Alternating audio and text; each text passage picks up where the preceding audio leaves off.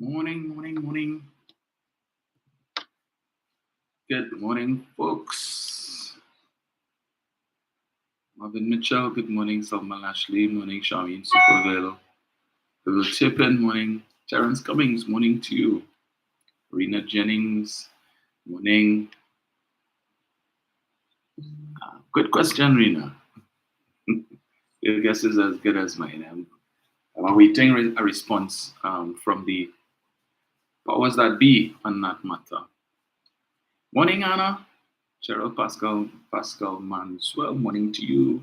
Deborah Durante, Deanne Charles, morning, Deanne.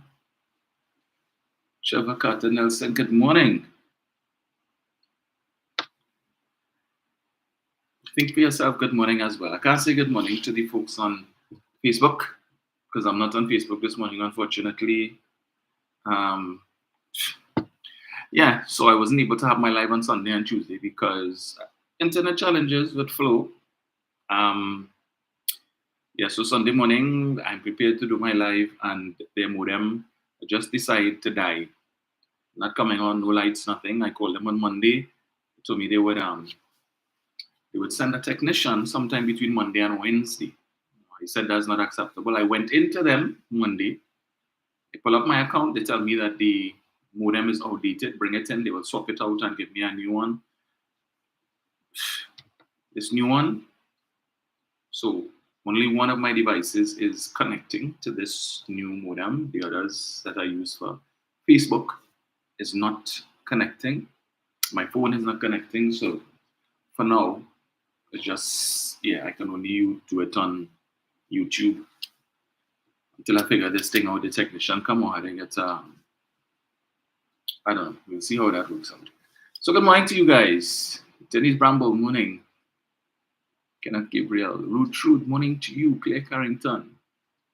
Yeah, so perhaps you could let those who normally join us on YouTube, if they could join us on Facebook. Sorry, who don't join us on Facebook, they could join us on YouTube for today. Angela Carty, morning. J Dimples, morning to you. Kathleen K, morning.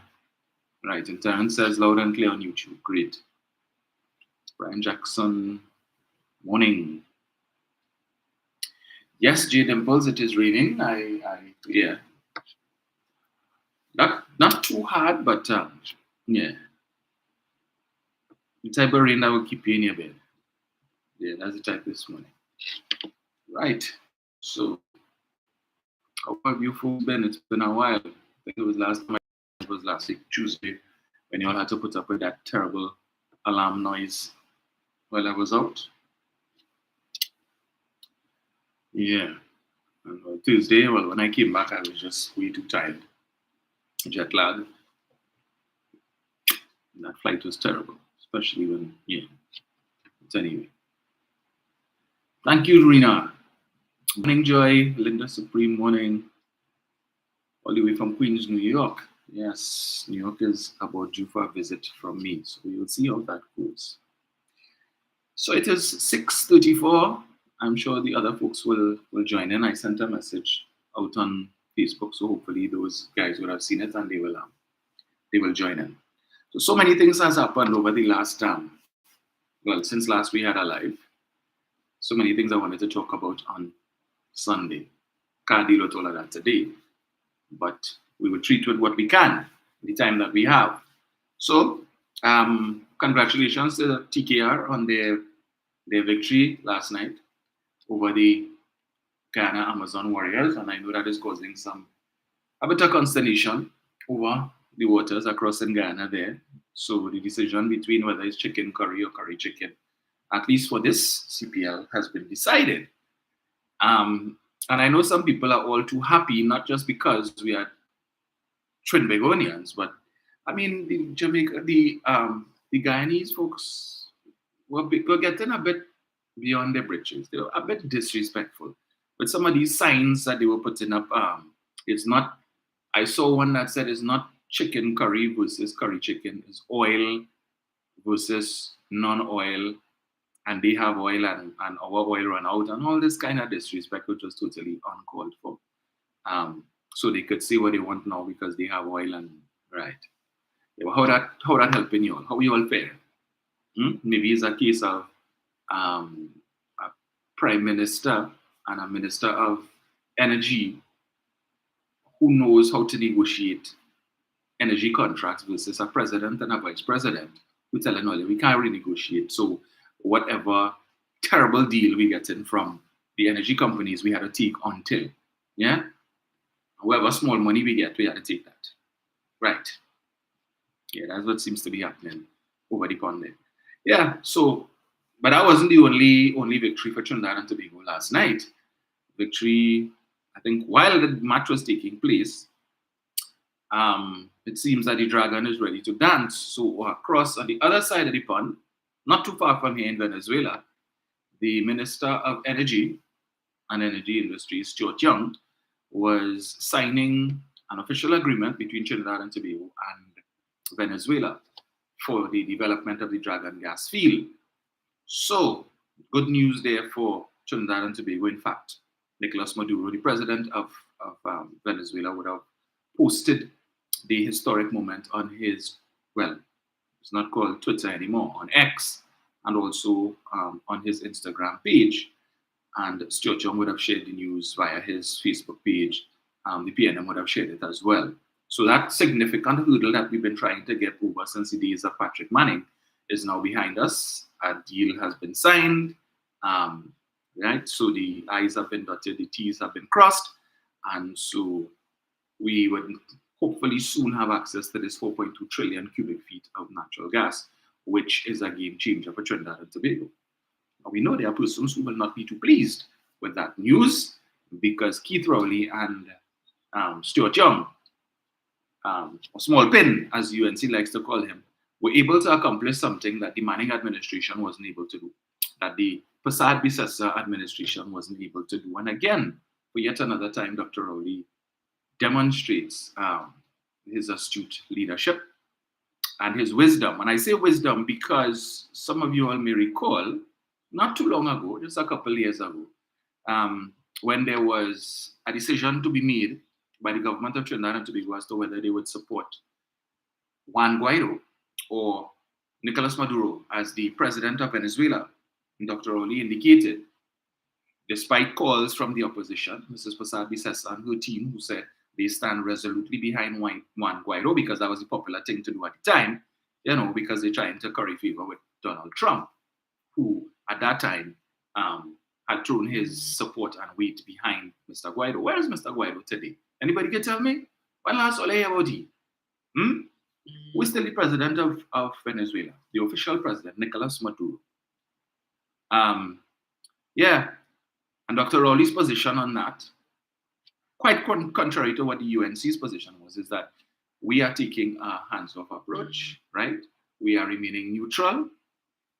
As the Prime Minister of Trinidad and Tobago, and this was Dr. Rowley's words, I recognize whoever answers the phone in Miraflores Palace when I call to speak with the president.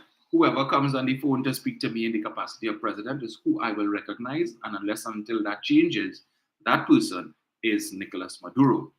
That is our position. And of course, there were those who maligned Dr. Rowley for that and put some licks on him and so on, and that he should have taken a position to support Guaido in the interest of humanitarianism and all of that, and what the people of Venezuela are going through. I'm not picking no sides. Nicolas Maduro is the man sitting in the presidential chair. That is who I have to recognize. The people of Venezuela, decide that they want to put Juan Guaido in that chair. Then and only then will I recognize it. Last night, we would have seen the wisdom in that decision taken by Keith Rowley. Yes, because if he had adopted the position of Kamla Prasad Bisesa and the UNC out of expediency, certainly he would have been no friend to Nicolas Maduro, and the agreement that was signed last night would not have taken place. And Trinidad and Tobago's energy fortunes would not be looking up on the bright side. So compare and contrast the two leaders. Kamla Prasad Bisesa, who makes decisions based on political expediency, what seems to be the convenient thing at the time, but Keith Rowley, no, he was very calculated. He thought about it, and he said, this is my position. Who vex? I don't care if Donald Trump vex. if I say I don't support Juan Guaido, I don't recognize Juan Guaido. That is Trump business.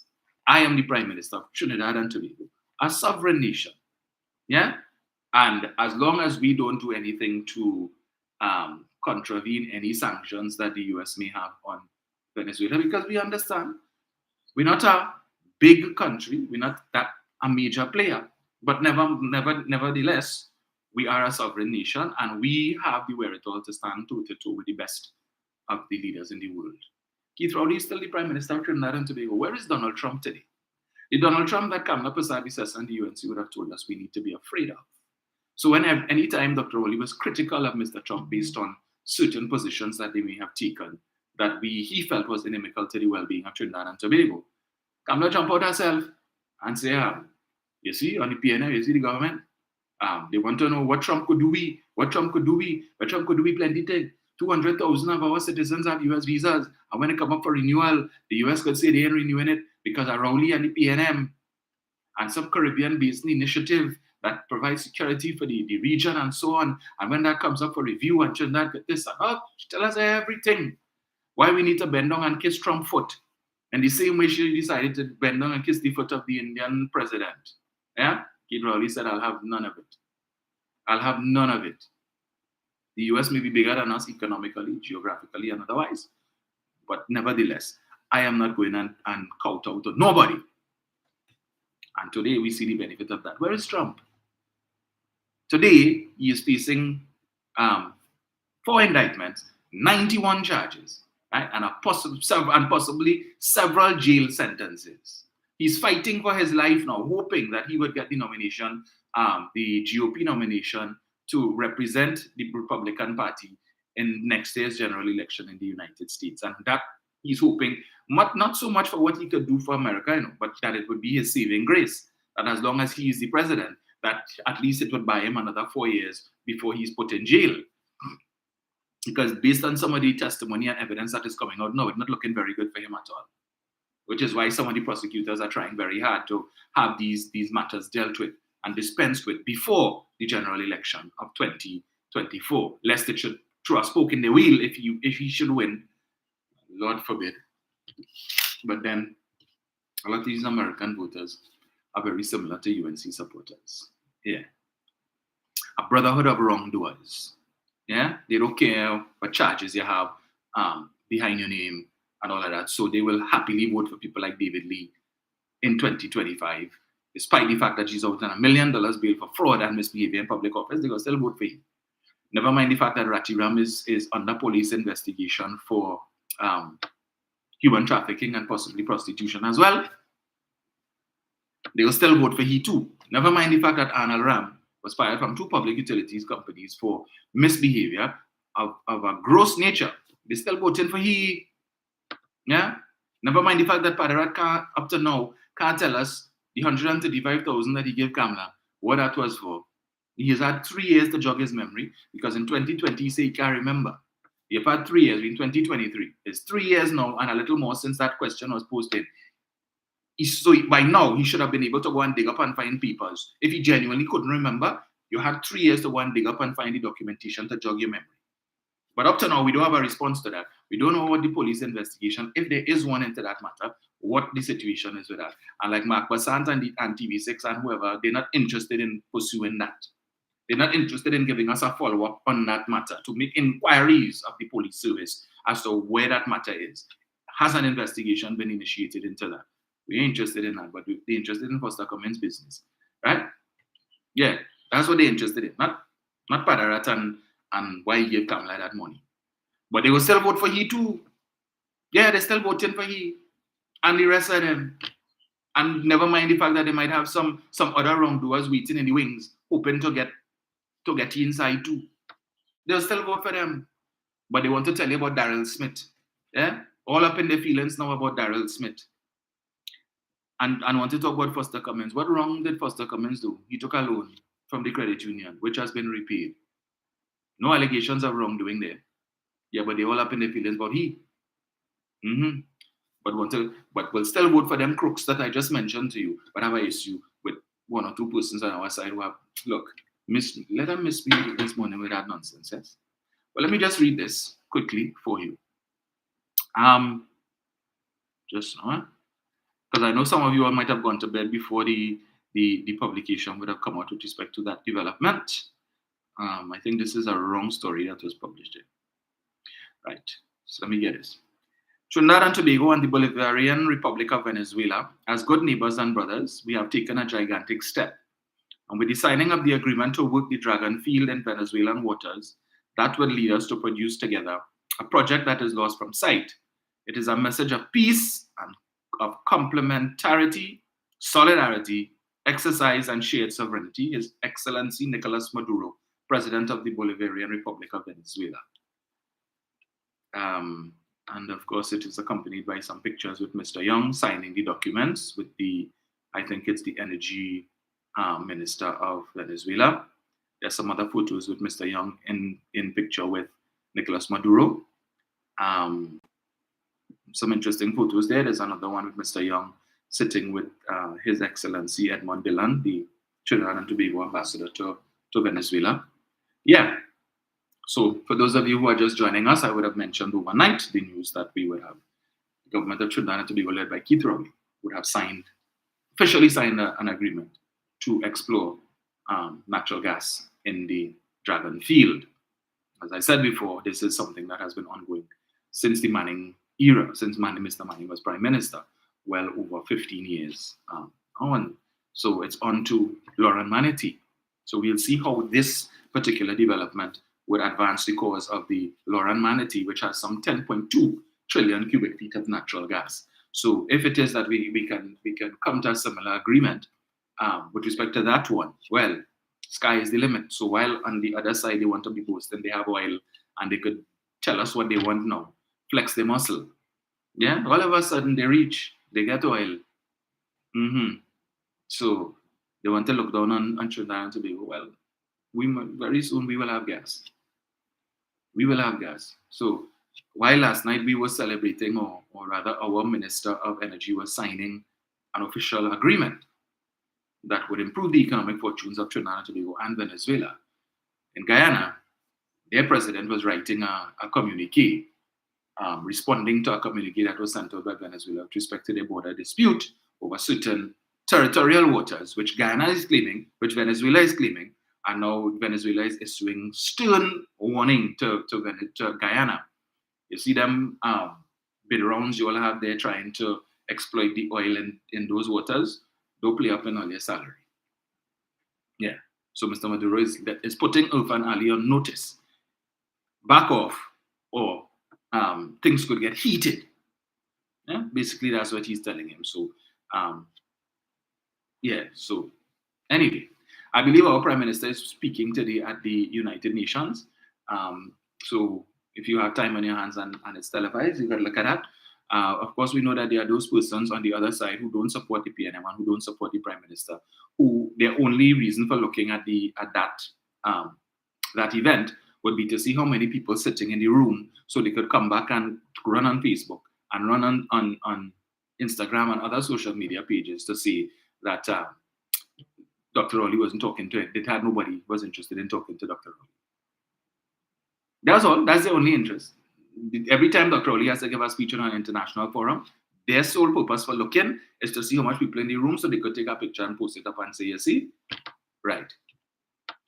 Yeah. But they patriots and they love Trinidad and Tobago. Right.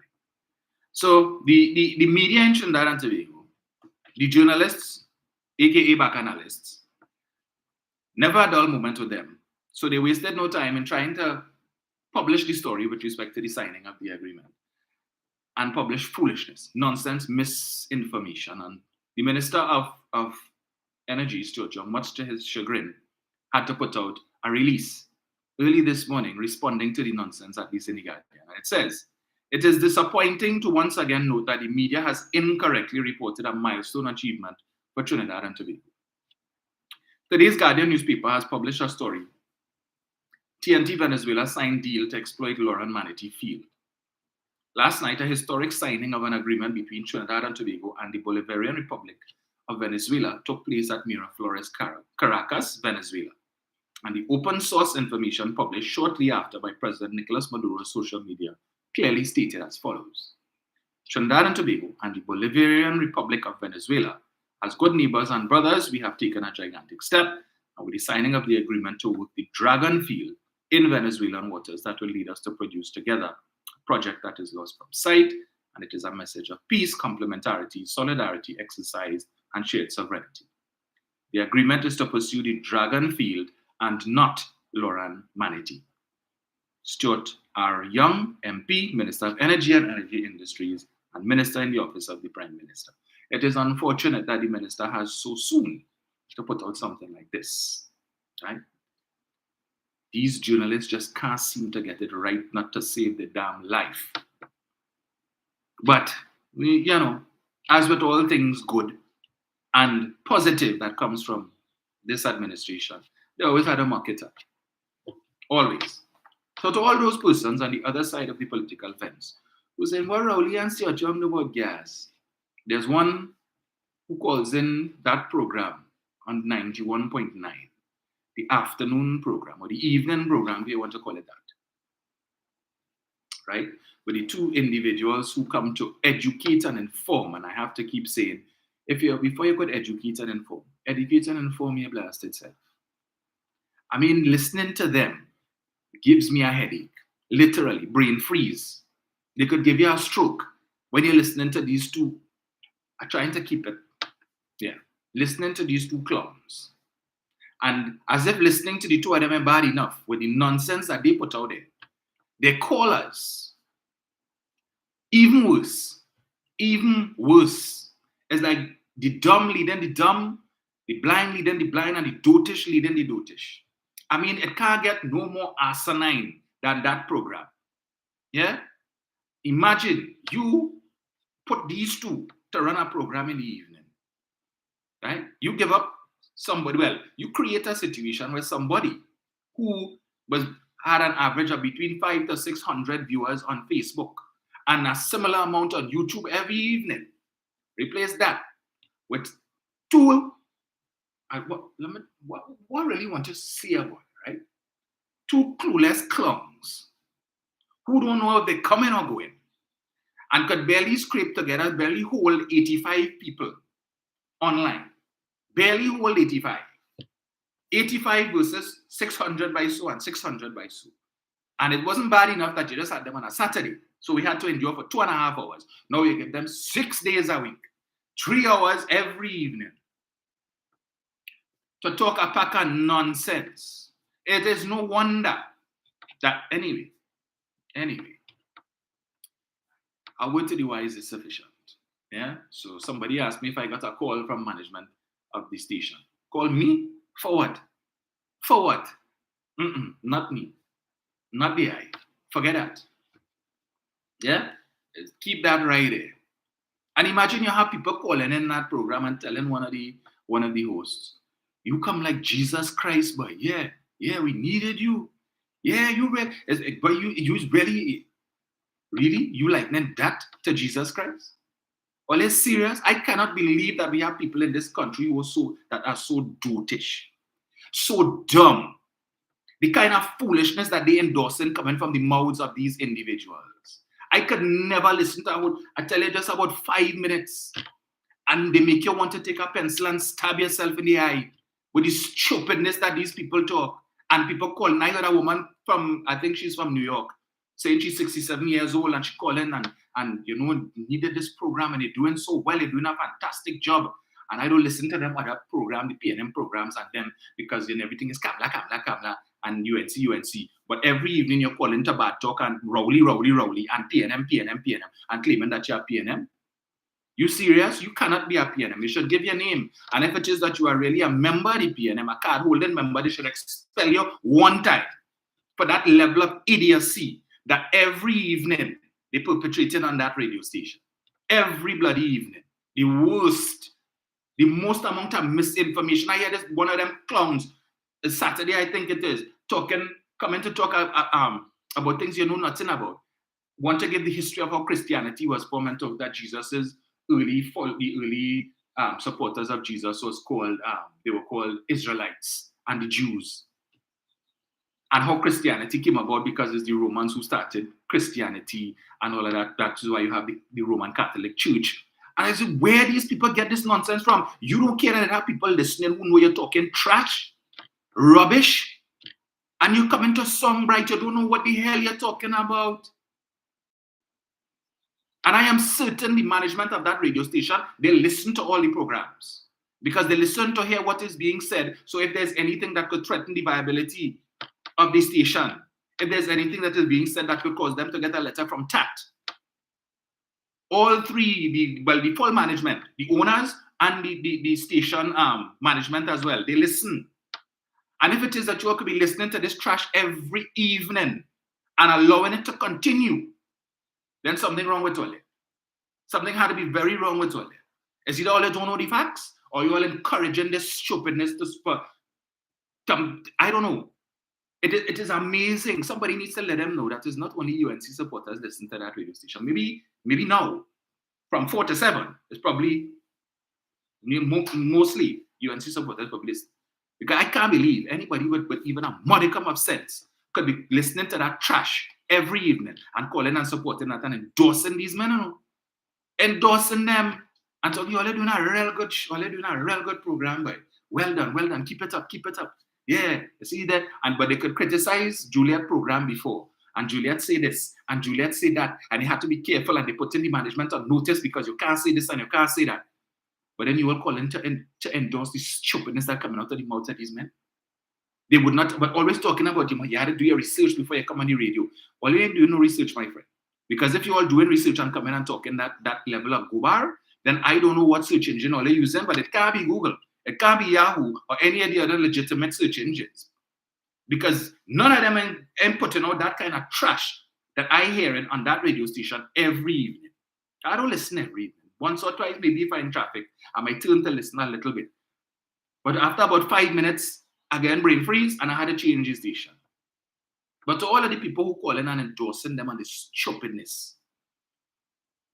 But anyway, we will share the information here. So I saw the issue of this. There's so many things I wanted to talk about, right? But I will deal with 2 this morning in the time that I have. One decided that they are going to cut the credit limit, the US limit on their credit cards from a max of 10,000 US to 5. One bank. The other banks haven't followed suit. But in this country, well, the banking sector operates as it's an oligarchy. You have just a few banks, and usually what one does, others will follow. Now, if it was a decision that was taken by the Bankers Association of Trinidad and Tobago to do something like that, you would have heard from the other banks as well. One bank decided to do that. And the bank that did that was the bank that had least cause or reason to do it, by virtue of the size, by virtue of the fact that this is a bank that has international reach. This is a bank that has operations in Grenada, in Barbados, in Ghana. I'm not too sure if they're in Suriname, but they have reach, right? Access to foreign exchange outside of Trinidad and Tobago. So as I said, this particular bank, of all the banks, had least cause to do it. And the fact that none of the other banks, which aren't as large as this one, have made any similar announcement as yet, tells you that they didn't need to do that. So this argument being put out there is because, the country going through a foreign exchange crisis and all of that, and that is why the bank had to do that. Really? One bank did that, and all of a sudden that constitutes a forex crisis in the country, a forex crisis of apocalyptic propensity. Oh God, the sky falling, what we gonna do? Christmas coming, and all these businesses will be hard pressed to be able to pay for the goods and all of that, and the small business and the medium enterprises, and oh God, Lord Father, come down and help us.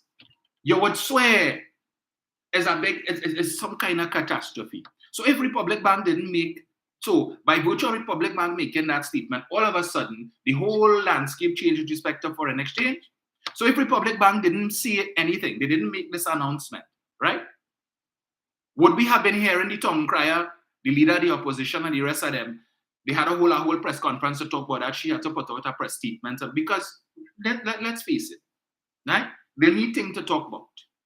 And they want to focus on that because they realize in the absence of that, the spotlight would be focused on the fact that they lose their election petition. Nothing new for them. Every time they bring an election petition, it blows. When they came in 2015 with the election petition after the general election to challenge the results in 6 marginal seats and get through, they still win the PNM $1 million in costs for that, which they didn't pay. But they lose the petition with respect to the Arima Northeast seat, I think it is, right? Because the judge basically pointed out that the lawyers representing the UNC side were grossly incompetent, right? They were incompetent, and as a result of that, he said, that it was, I can't remember the term that the judge used, but he threw out that matter. So that election petition with respect to their attempts to unseat Ms. Garcia as the winner of the seat and to deprive the PNM of that seat, and in their desperation to want to get a seat in Arima to say that they make inroads, in their desperation to be able to hold on to this claim that they win the local government election, right? That has been cast aside. So now there is no hope for them there. They lost that. But you would think that the spotlight, the media would have placed greater spotlight, and that would have generated a lot more discussion in the public domain. No. They need to talk about something else. We need to deflect. Because again, this is another loss under the belt of Kamla Persad-Bissessar. Another loss to add to her statistics of losses. Yeah? But we ain't going to talk about that. Let me focus on the foreign exchange thing. Yeah, that big news. Let me make it. Yeah, let us put people in a panic. Because one bank, the largest of the lot, RBC has said nothing. Scotia haven't said anything like that. FCB hasn't said anything. Ansa Bank has said nothing like that. In GMMB Bank has not said anything like that. Right? One bank say, and all of a sudden that means that the entire country, that the economy is in a forex crisis. All of a sudden, certain business owners want to come out now and talk about that, and yeah, this challenge that we have in to get. Well, it wasn't talking about that for the last few months.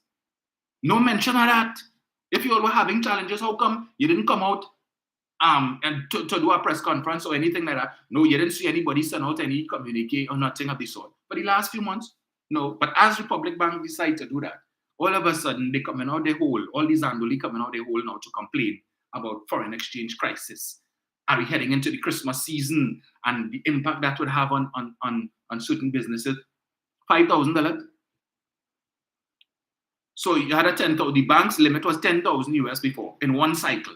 10,000 US. So all of you big businesses are trying to say, well, it was dependent on that 10,000. So you all only importing 10,000 worth of US worth of products in a cycle, which is probably like 30 something days or so. Really? So it cut in half. So you all have access to 5,000 less. 5,000 less. And that means what? The economy going to crash? Miss me with that BS, please. Miss me with that. But you see, yeah, and then you have people like Hamid Ghani.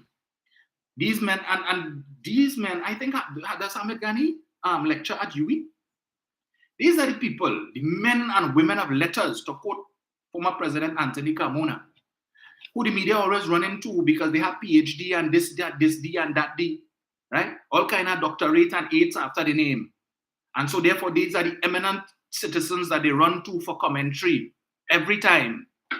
And to hear Mr. Ghani talking nonsense about the Prime Minister's letter to Mrs. Persad-Bissessar to meet, to have a discussion on ways and means that they could treat with the crime situation, that was just a distraction from the bigger issue of the forex shortage.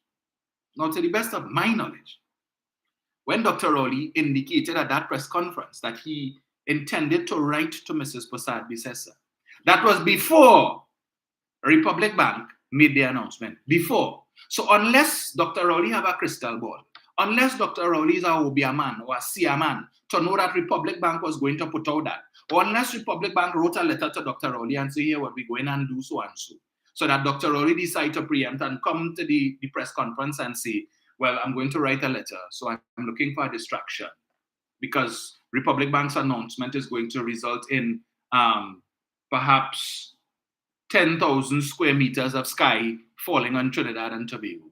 So let me create a distraction one time. What utter rubbish coming from somebody like Hamid Ghani. Really, Mr. Ghani? And again, as I say, these are the persons who the media like to run to. Yeah? Because once your name doctor, you have doctor before your name, all of a sudden that makes you an expert on everything, all matters, economic, social, and otherwise.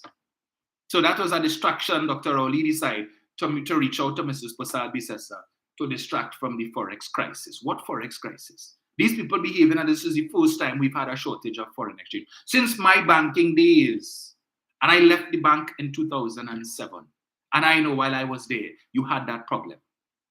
People coming in the bank, they want US dollars, and it's challenges to get it. So you have to put them on a queue. People come in because they need US to pay for the children's school fees, the children who go into school abroad, university, and all of that. Business owners who need to pay for certain invoices and whatnot. And the bank would have pick and choose who gets in what. So they have their preferred customers, right? Who would come in, and you would probably wait a day or two, and then there are others whose name would have to go into the queue, and they would have to wait a week, 2 weeks, and so forth. This was since 2007, and before that. This is nothing new, and it is an issue of demand and supply. That is what it is, demand and supply. So, but what the UNC don't like, because if on the one hand, all they want to tell us, the economy in shambles, the economy is the worst it has ever been. If that is so, then what is the demand for US dollars? To buy what? To sell to who? And everybody eating grass and they're suffering, and if nobody could afford to make ends meet, they can't afford to buy food to put on the table or send the children to school. So then why businesses need US? To import what? What do they need the US for? Nobody earning any money to buy all of these things that they're selling. So I don't understand.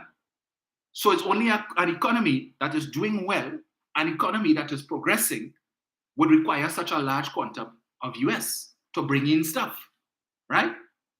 But apparently that logic, certain people don't understand that logic, because this reality, right, makes a lie of the narrative that they have been trying to push, and not just supporters of this, not just the UNC. They have other people, again, men and women of letters, talking that nonsense. People like Robin Montano putting out thing on his Facebook page about the economy in free fall and all of that. But ask them to provide solid and substantial evidence to prove that. Can't do that. Because why is just a talking point. But the macroeconomic fundamentals do not support that. You need only to drive around the country and you will see. Take a drive down the highway. Extra Foods opening one massive facility, another grocery or whatever it is, down El Socorro. Yeah, just around by the roundabout to take you back over the Aranguez interchange. As you swing there, Starbucks would have opened a branch recently over the last few months there. I think a year or so ago, after COVID. But we're doing, but the economy in free fall. One massive facility. I think this is probably the largest outlet that Extra Foods has. Massive. Right across the road from them, Amalgamated recently constructed a massive compound there. Behind them, Peak Technologies, massive compound there. Dashin Enterprises, which owns Jack's, Rizzoni's, Texas de Brazil, and part of Movie Town. Their headquarters is in the back there too. Go and see the type of development that is taking place there. The Nasalura Maya Road, I think is what you call it. That stretch of road on the highway, the southbound highway, just after the Ministry of Agriculture. Go down on that stretch and see the level of development that's taking place there, where they have the Extra Foods Plaza and the Pennywise Plaza. One massive new development in between there. Almost all of the land earmarked for development. If you pass down there, take a look, take a peep inside and see another big plaza come in there. Construction almost finished. Who go in there? Ants? Who go in and occupy all of these stores that and spaces that would be made available there? Just go and see. But they want to tell you that the economy in free fall and nothing happening, no investment taking place there. But right in their eye, in their own constituency, they're seeing it, but they may have quick to beat the chest and say that Chaguanas is the fastest developing constituency in the country. You know about that. You know development taking place in his constituency. Money spending. Yeah, big buildings going up. But the same party to which he belongs, the leadership of that party wants to tell you that the economy in shambles. And Keith Rowley and the PNM, this is the worst government ever, and they have brought the economy to its knees. An economy that is on its knees does not need a large quantum of US dollars. Because if nobody is buying, then it don't make sense to buy anything to sell, because you will just have stock on your hand that nobody wants.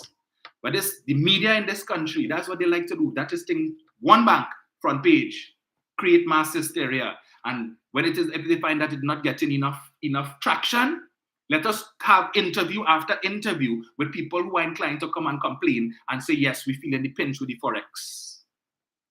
One bank, they should have just leave that so and see why it develops naturally, but no. We need to add fuel to the fire. So let me call Hamid Gari and ask him to give comments. And let's call Vivek Charan and ask him to give a comment. And anybody else we could get. Let me call Indira Sajiwan Ali and I forget this other one name. And call Dumas. And everybody, every day we need to get commentary from this one and that one and the next one to say, yes, this is not a good sign. Because without that, nobody ain't coming on their own to talk. But we need to make that an issue. So call everybody that we could think of, who we know are more than likely to give a negative spin on it, and publish that in the newspaper. Make it the headline story on the evening news, front page, right? And we only posting that on the social media pages for all and sundry to read, so they can attract 500 and 600 comments with people cussing the government. And talking about when you're traveling, the bank, you can't even get 200 US, the bank telling you can't get this and you have to bring this and all kind of thing. But they want to know where Massey getting money from to be bringing in cars, and the bank and the government only giving their supporters US. All the big companies and the big conglomerates and so on getting all the US, and the small man can't get it. Really? Really?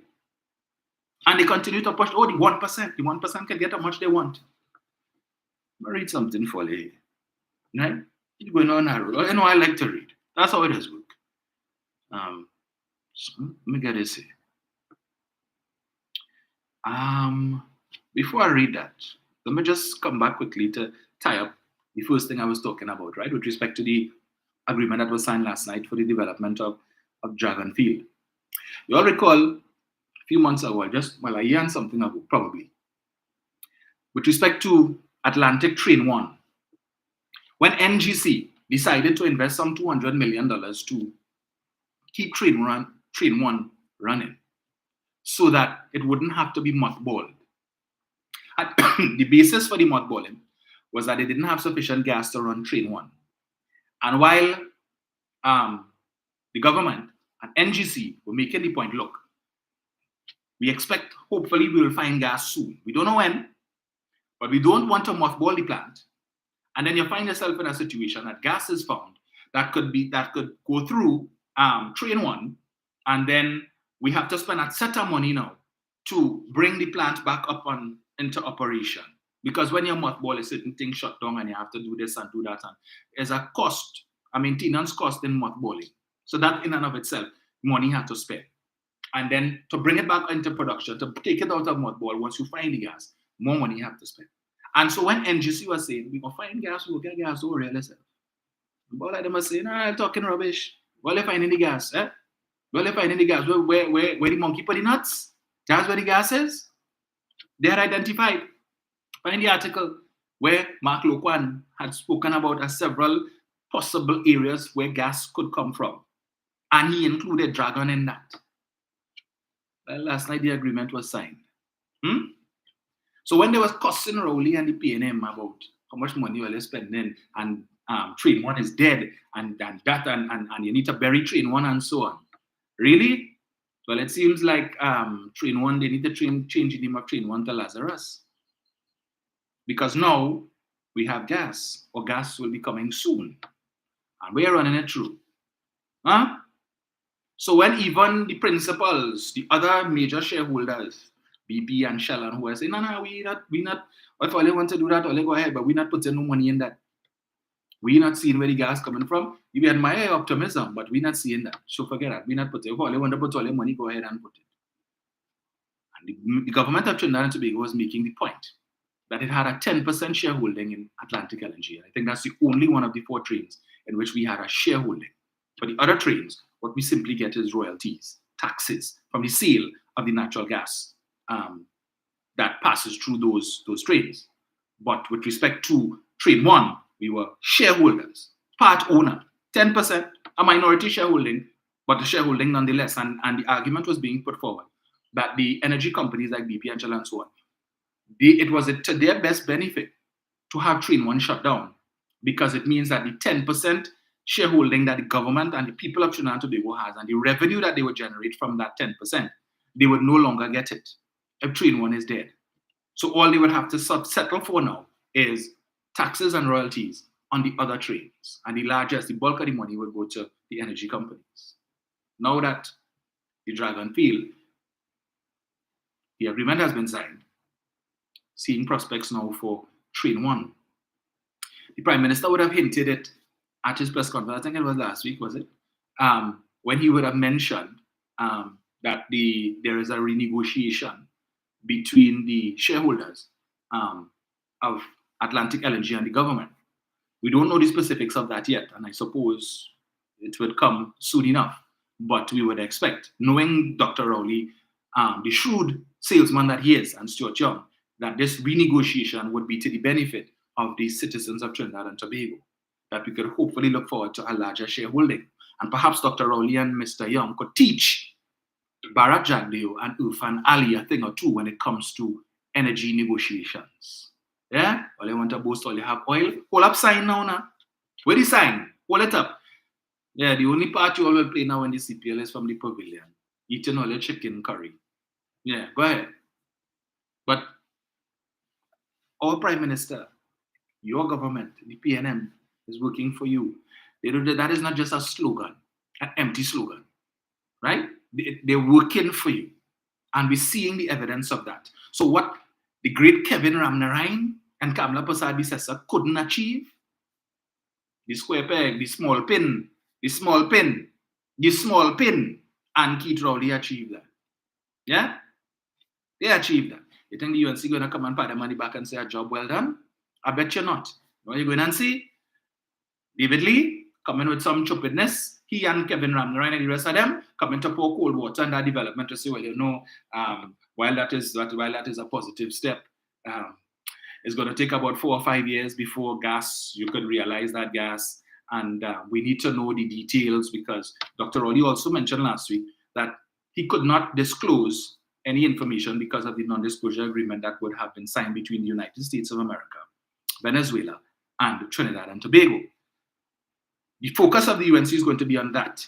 And I want to give kudos to the Prime Minister, the government of Trinidad and Tobago, the Minister of Energy, for the way in which they would have conducted these negotiations. That it wasn't done in the public domain, that every time there was a positive step, that they come and hold a press conference to say, hey, look what's happening. Look, this development has taken place. And they deserve particular kudos, because I am certain Dr. Rowley, again, based on utterances from his last press conference, would have been aware, because Stuart Young would have been keeping him abreast, and by extension the cabinet, abreast of the development as to how the negotiations were progressing, right? So they would have been fully aware, so that when Dr. Rowley said last week that he was optimistic of a positive outcome with respect to the negotiations, and it sounded as if it was something, yeah, well, okay, he's saying that, maybe he's just saying that for, what else he gonna say? That had a sound positive, because we have a lot invested in that, and probably a year or two down the road we might see. But we didn't realize that the agreement was going to be signed so soon, less than a week after Dr. Rowley would have made that statement. In fact, I think the media would have made it a front page issue, probably not because they were confident. They're saying, look, Rowley say, Rowley confident or whatever it is. A kind of mocking way. But now they had to eat their words. But when Dr. Rowley would have made that statement, he was very guarded. He didn't give out too much, even at that late stage, when he perhaps knew that signature was coming this week.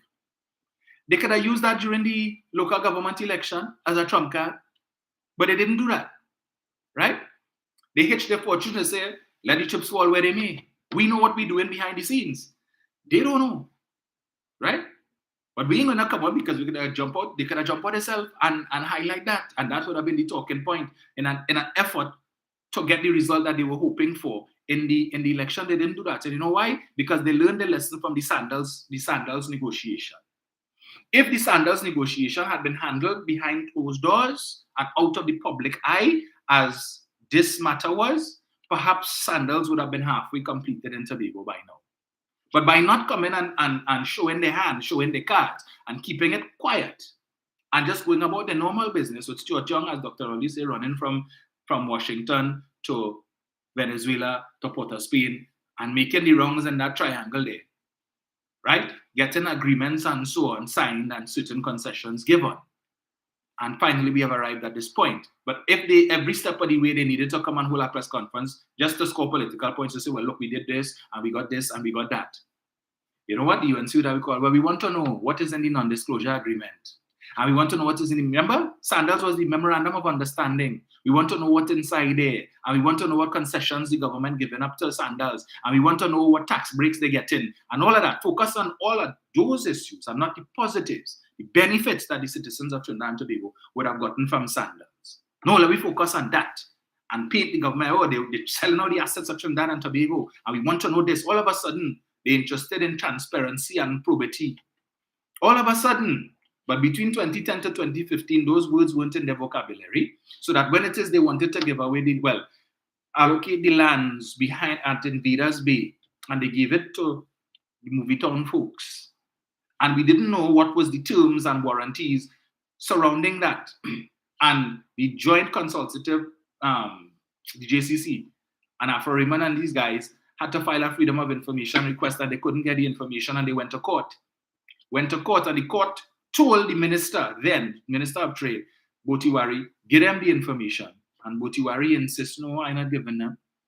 Our decision was based on legal advice, and we have lawyer-client or attorney-client privilege. We're not so in contempt of court. You seeking to defy the court because you so want to keep this under wraps. You didn't know about transparency and probity then. But Sandals come on, all you want to know. You want to know everything, down to the most granular details you want to know, till you frustrate the process. And Gordon Butchstewart, the late Gordon Butchstewart, had to say, you see me, I don't need this. Trinidad and Tobago too damn political. That's what he said. It is in print, in black and white. I don't have the article in front of me, but he said, everything in that country is politics, or they're too political. I don't need that. I don't have to go to Tobago, because it have plenty other Caribbean countries, Caribbean islands, that would be happy to have Sandals. Some of them have 2 and 3. Tobago has none. Trinidad has none. Because the UNC want to play politics with our country's development. It mustn't happen under the PNM. And then they were ably supported by the man who now pushing the grey hair challenge, Watson Duke. Like, he don't know what else to do. He just have plenty time on his hands, and he just need to find something. So you come on TikTok and Facebook now talking about grey hair challenge, show your grey hair, and forget it. Telling Sandals, don't worry, when we come into power, when we take office, we're going to call all your back. As if Sandals sit down, the owners of Sandals sit down waiting, because they need Trinidad and Tobago. That lost. That is gone. I don't know if it is they will ever reconsider coming back, but we know, right, that as a Trinbagonian, a citizen of Trinidad and Tobago, if you want to experience Sandals, whereas you should have just, if you're living in Tobago, you just had to book, take a taxi, or drive to the resort and enjoy it. Or if you're in Trinidad, jump on the ferry, take a 20-minute plane ride, costing you what? It's $400, I think. Yeah, round trip, or whatever, 400, you go across there and you enjoy yourself. Now you have to find US dollars to pay airfare to go in any of the other Caribbean countries where Sandals is. Yeah, an additional cost, much more than you would have paid if we had one in Tobago. The Sandals would have been doing their own advertising and promoting Trinidad and Tobago, so that when you go Florida and New York or any other part of the US, and they ask you where you're from, because they hear your accent, and you say Trinidad, and they have to ask, well, what part of Jamaica that is? Well, they ain't asking that so much again, because I guess the same starving, suffering Trinis who eating grass, plenty of them have money. They have money to buy to send the kids to school. They don't have money to buy food and pay the bills, but they have money to jump on plane to run up to Fort Lauderdale. You see them in Sawgrass, like never see come see. Yeah, but all they're suffering. The same ones, the usual suspects who complaining, things so hard, and they can't pay their bills. And they're struggling. But see them with trolley and with these big suitcases in Sawgrass Mall, shopping. Yeah? 2 and 3 of them, each of them have a big suitcase because everything they buy in is too much bag, so they need this suitcase to put this stuff in. They're suffering here, but when they go to Fort Lauderdale and they go to Dolphin Mall and Aventura Mall and Sawgrass, if you see them like, yeah, they're pulling up in the most expensive rentals. You see them like tourists, big shot tourists, coasting beach slippers and the shorts and the shades and so on. Big gold chain around their neck. And you know the Trini accent can't get away from. You see them in Burlington Coat Factory and the Nike store and the outlet stores in Gucci and in the Colonnade outside Sawgrass Mall. You see them. Yes, when you see them pulling up in the Mercedes and the BMW, I just watch and shake my head, but when all they go back home, all they quick to run on Facebook and see all they suffering. Third one on the plane when I'm coming back in business class, you see the big bag here, Dior. He need a whole seat for himself. See the big bag, I know where he went and probably buy for the girlfriend, the side chick or the wife or whoever. But he's sporting, but you're suffering. And yeah, but when the average citizen can't afford that. Well, there's average citizens, some of them. But when they reach outside, they big pimpin'. All the big stores they inside. Kate Spade. What's the other one boy?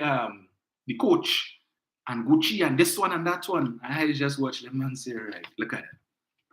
Look at that, boy. You can't wait to go back home and cry trouble and all this suffering. But flying business class too. And yeah. You know, they ain't fooling me, you know. They ain't fooling me. And that's why I say the biggest problem in this country, the people with the loudest voices who want to tell you the state of the country, is them who don't travel. They don't travel, so they don't know what out there is. But they always want to paint here as being so bad. But you go up there and you're driving on the I-95 and big pothole. A major highway like the I-95. Big potholes. And they have all the money to pave the road. They have all the equipment. All the material that they need to pave the road. And the I-95, you're dodging potholes. Yeah? The 75 too, same thing. Dodging potholes. But they will give you the impression that over there is so great. They never travel, you know. All they know about America is what they see on TV and what they see on Facebook and TikTok and Instagram. But they are experts on what happens outside. But for those of us who travel and we know, and when we see, you start to shake your head and laugh and say, right. But anyway, I digress. So I was just highlighting the fact, kudos to the government, right, for handling this particular negotiation under wraps, so that it wasn't in the public domain for the UNC to be attacking it because they are attempting to try to see if they could scuttle it, because they know developments such as these would have fall 2 years before a general election is not good for them. But all they're going to do now is to come and tell you all the negatives. And they want to know because the Prime Minister mentioned non-disclosure agreement between Trinidad and the US. And for the benefit, right, remember this is Venezuelan gas. So if Venezuela wants a non-disclosure agreement, they could do that. That is their gas. Okay? We had to come up with a way to pay them because the US, we can't get them cash. We had to find other ways. But of course, the UNC will come to want to know, well, what is the agreement? What it is we giving them? What they getting for this gas? That's what they want to know. So they want to come and all kind of thing. I was reading some article that was published earlier on this month with a whole set of thing. And you know, some of these, I am convinced there are people in this country who just don't want no good for this country once their party not in power. Whole long diatribe, all the issues and things and how long it's going to take, about 3 to 5 years, because you have to lay down the infrastructure and all of that, and then you have to decide if the gas is going to be passing through PDVSA and some short pipeline, or if it's going to be coming to they had to put on additional infrastructure for it to come to Point 14, and a whole rest. Wait and see. That is the focus. That is what the UNC is going to be talking about, not this positive development, because this is not good for them. This is something the PNM could boast about. Yet another thing that they were not able to accomplish, that the PNM under Keith Rowley, Bobby Head, was able to accomplish. How are you challenging that? Well, leave it up to them. If it's one thing they're good at, is pulling negative out of the most positives of situations. You feel Kamala going to call a press conference to say congratulations? You feel they're going to put out anything to congratulate? Wait. Let me see who the media going and run to now for commentary. The Shadow Minister of Energy. I'm waiting to hear what David Lee have to say. Of course, they're going to Kevin Ramnarine. And I don't know, Mariano Brownell, I waited to hear what he has to say on that too. But let me get this, what it is I really wanted to read. Is two things. This is an article I'm reading here from the 7th of January 2015. 7th of January 2015. Who was the Prime Minister on the 7th of January 2015? Kamla Persad-Bissessar. Who was the government? People's Partnership. This is a Guardian article. Access to Forex still a problem. Yes, let me read that again. Access to Forex still a problem on the 7th of January 2015. Exactly 9 months before the general election. 9 months. Falling oil prices and less revenue for government could add to problems in accessing foreign currency, Hugh Howard, president of the American Chamber of Commerce of TNT, said yesterday. I have not heard of any change in the availability of this for the new year, so there is the possibility that the problem could worsen. With falling oil prices, there will be less money coming into the coffers of the country. TNT receives its revenues from the big international oil and gas companies because they pay us in US dollars. I do not think the central bank will be in a position to release the quantum that they have in the past, he said. During 2014, the central bank had injected 1.7 billion US dollars from its reserves into the foreign exchange system.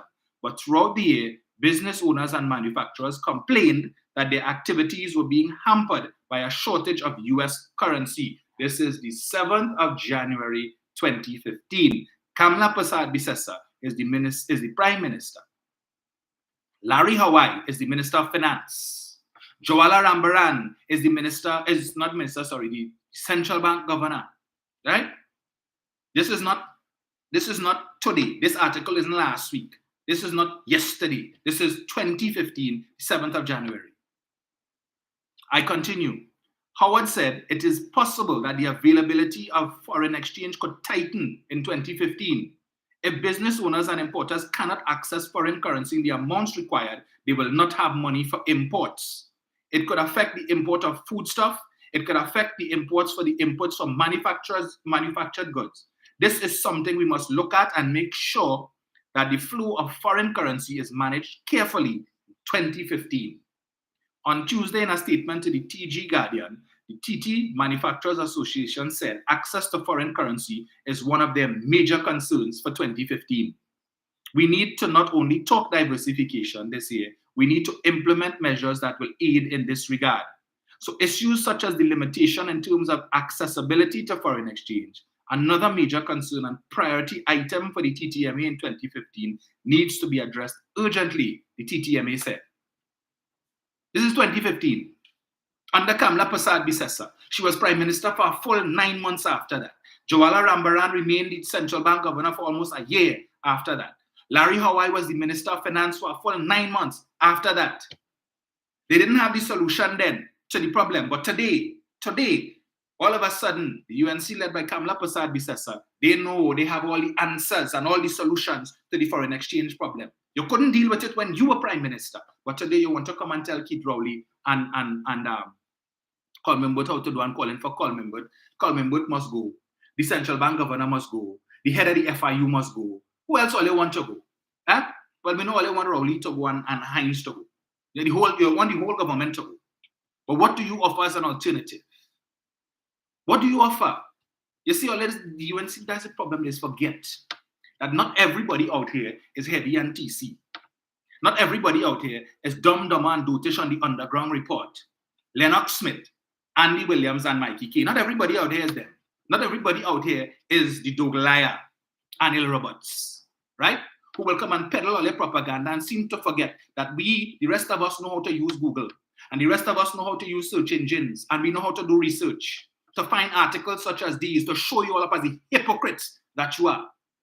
So when you want to come now and put out your whole press conference yesterday, Damian Leiter, to talk about the foreign exchange situation in the country, right? And this government, and it's because of Imbut and the mismanagement of the country's foreign reserves and all of that, and because they have decimated the energy sector and we're not bringing in foreign exchange, and they shut down Petrotrin, and that is why Petrotrin was a foreign exchange and all of that, and that is why we don't have Forex. This is 2015. The very same problem that the businessmen today complaining about, 2015. For 9 months, they had to enjoy it under Kamla Persad-Bissessar in 2015. But it didn't start in 2015. They went through this in 2014 as well, and perhaps even earlier, throughout the tenure, 2010 to 2015. Lest they forget, right? But as I said, you didn't have the answers then. You couldn't answer Mr. Howard of the American Chamber of Commerce then. You had no solutions then. But today, all of a sudden, you're an expert.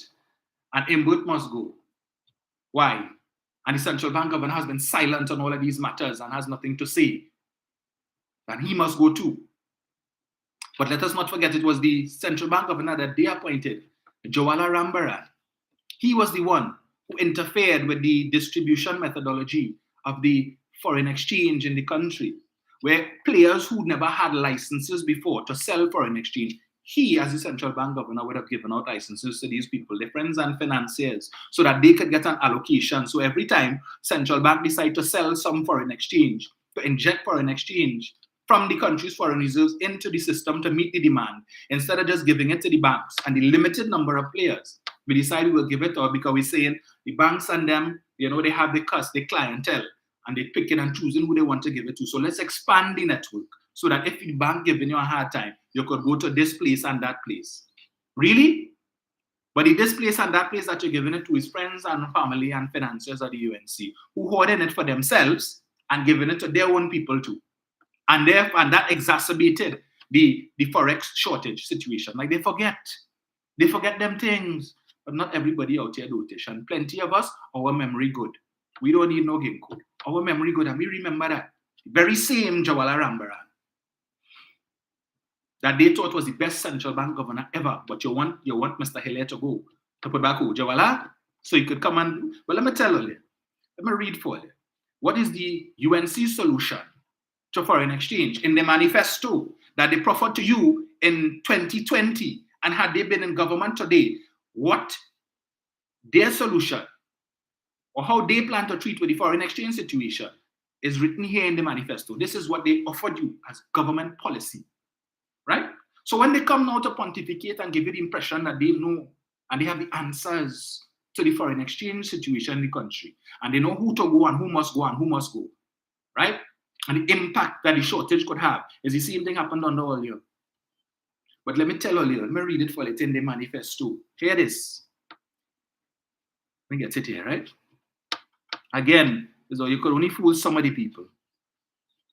Page 126 and 127 of the UNC's National Economic Transformation Plan, otherwise known as their manifesto for 2020 to 2025. And with the exception of some minor tweaking with certain areas, maybe national security and stuff, this is the same manifesto they're bringing back for you in 2025. Understand, hear what it is they had to say about foreign exchange and what their position would have been. A new UNC, right, the UNC recognizes that the conduct of monetary and exchange policy falls exclusively under the purview of the Central Bank of Trinidad and Tobago. So in the manifesto, right, in the manifesto, they recognize that the management of the country's foreign exchange is the exclusive purview of the central bank. But they call it for Mbut to go. I didn't know that Mbut working in the central bank.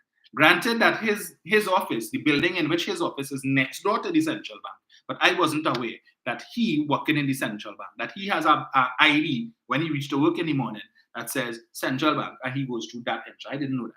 But you're calling for the minister to go, but in your manifesto, you acknowledge that management of the country's foreign reserves is the preserve of the central bank. A new UNC government will commit to the following to help protect our country's external position. I want all you to listen carefully. I've read it before, but I think it is most fortuitous that they decide to open them out on this issue so I could bring it back.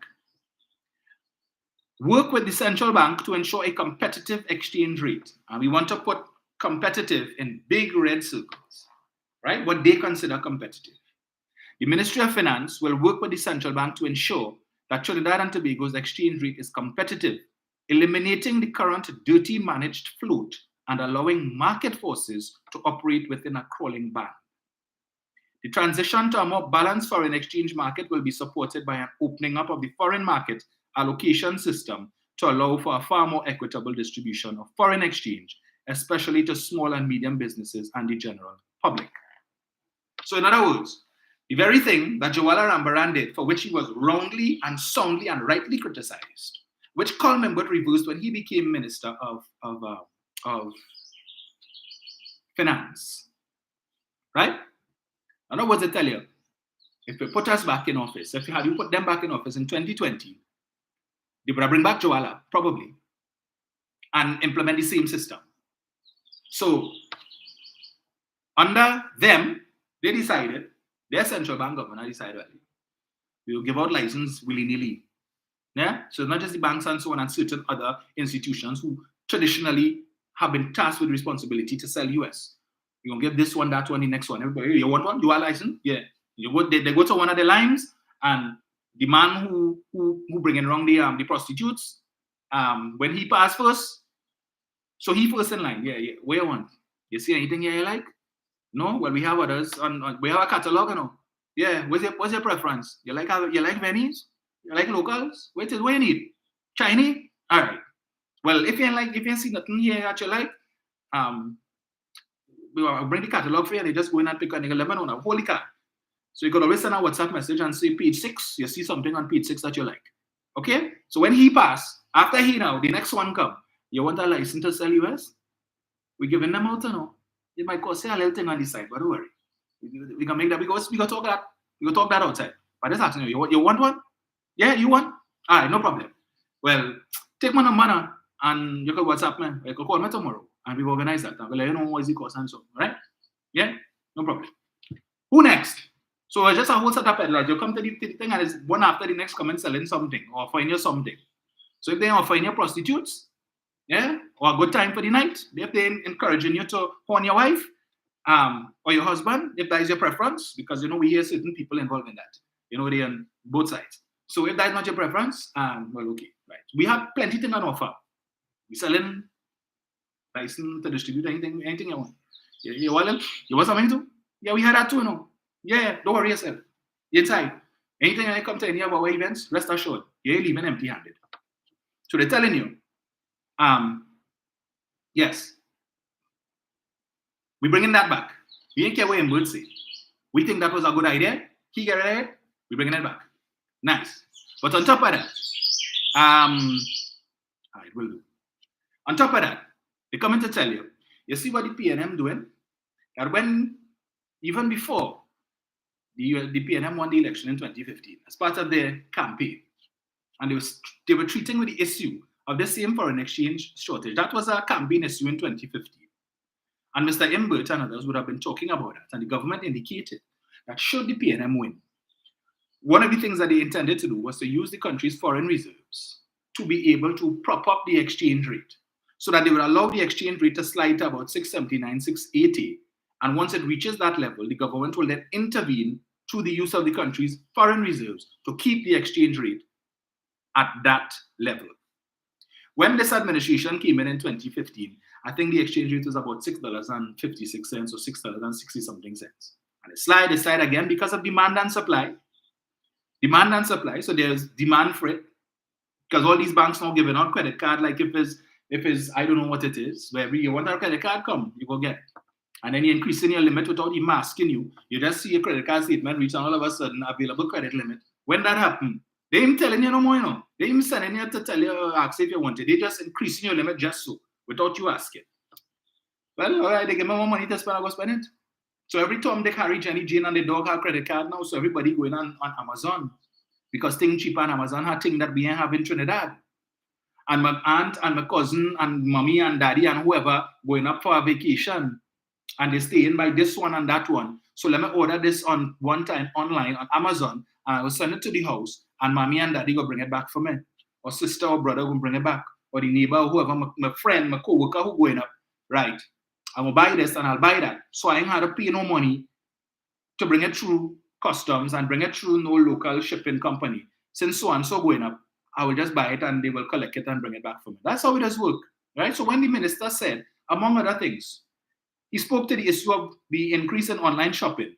He identified that as one of several contributing factors to the demand for foreign exchange. But apparently, the media and other commentators, the only thing they read, and the only thing they heard was online shopping. They saw nothing else. That's all they see. Or they just had to report on that one thing because they know, blank out everything else that the minister identified as contributing. And we will focus on this one thing because you will get blows for that. That is how they operate. The bacchanalists posing as journalists in this country, right? So the UNC is saying, here what? Right, so the PNM said, this is what we're going to do. So they came in and the country's foreign reserves was about 10 billion or whatever, just a little over that. But we have demand because the economy, new businesses forming, but everybody want to form business to bring things into the country to sell because that is the easiest business to set up. They have some in the manufacturing sector too, expansion and so on. So they have to bring in raw materials in order to, for the final product. So the manufacturers, if you're all who making things like biscuits, cookies, canned foods and all these things, they have to bring in certain things. I don't think they make the cans here and stuff. Certain ingredients that they would need to buy. So they bring in all of this and they need money as they expand. If they're running 3 shifts, they could afford greater production. They're seeking new markets. So whereas before they would have been selling their products primarily in Trinidad and Tobago and maybe 1 or 2 Caribbean countries, through the Ministry of Trade and so on and Invest TT going out there and selling Trinidad and Tobago, they now find, well, okay, we were just selling in 2 Caribbean countries, but we get 5 other Caribbean countries who want to buy our products. So now we have to ramp up. We have to produce more. And if you have to produce more, it means that you need to import more stuff, more raw materials to be able to meet the demand because you're looking to increase GDP. You're looking to expand your business outside, right? And as you expand your business, you need to import more. So you need more US dollars to buy more stuff, to produce more, to sell to the increased markets, because we're talking about diversification. And we need to sell Trinidad and Tobago, and the manufacturing sector need to look outside. So they're looking outside. They're getting success. And looking outside means if you're producing more, you have to import more. So you need more US. But because of the way that the bank's operating now, that even if you have a US account here and you have US in it, you can't get it. What they're telling you, well, you can't get cash because we don't have hard currency. And even if it is that you're telling us to wire transfer, we still have limits on that too. But it's my money. It's in the account. I gave you all my money. And you're telling me I can't get my money. I wait 2 weeks, 3 weeks, I want to get my money. So what a lot of these business owners have decided to do, I am going to bank outside. I will open an account in the United States of America where there is no shortage of US. So when my suppliers or when it is my customers outside have to pay me, instead of them wire transferring money to my bank account in Trinidad, I would tell them, send it to my bank account in Bank of America or Chase Manhattan or wherever is the other big banks out there, right? Because they have things, so the money there. So they know anytime they need to pay their suppliers or pay whoever, they send an email to whoever is the bank outside there and tell them, pay this. And no issue. Money sent, the creditors, thing pay. Because there's no shortage of US in the US. But in Trinidad here, you have your money sitting down in the bank and the bank telling you can't get it or you have to wait. They fed up on that, which is one of the things that the minister identified, aside from the online shopping. He identified that too, but no spotlight on that. They ain't talking about that. And the minister said that the manufacturing sector, they're not repatriating the foreign exchange that they're earning outside. They're not bringing it back to Trinidad as they used to, so that it could be available. So while they have it here and they don't really need it, others could benefit. It's not available in the local economy because they're banking it outside. But notwithstanding the fact that they're banking it outside, they're still trying to get what they could get here because they don't want to use what they have outside. What we have outside, we could use that for investments because the investment climate outside has more options than Trinidad and Tobago because our investment landscape is not as developed as other countries. So whereas you have a variety of different investments in the United States where they're real big on investments that giving you very good returns, we don't have some of those products here because our market is not as developed. And in terms of our citizenry, having that level of knowledge of these different types of investments, it makes no sense for some of these investment houses to introduce these things here because you will just have it. And because people don't have an understanding of it, lack of understanding leads to mistrust, you will not get subscription. So it don't make sense. So the banking outside, they want to invest outside, but they will still approach the banks here to see what they could get here, to pay as much as they could with the little that we have here, to safeguard and protect what they have outside. So what they have outside, earning income in the various investments. But if they need to touch it, they will. But they're keeping the money outside. And here, if the bank giving me, I will take it still. So the less I have to touch outside, the better. So all of that is contributing. And then there's the issue of hoarding.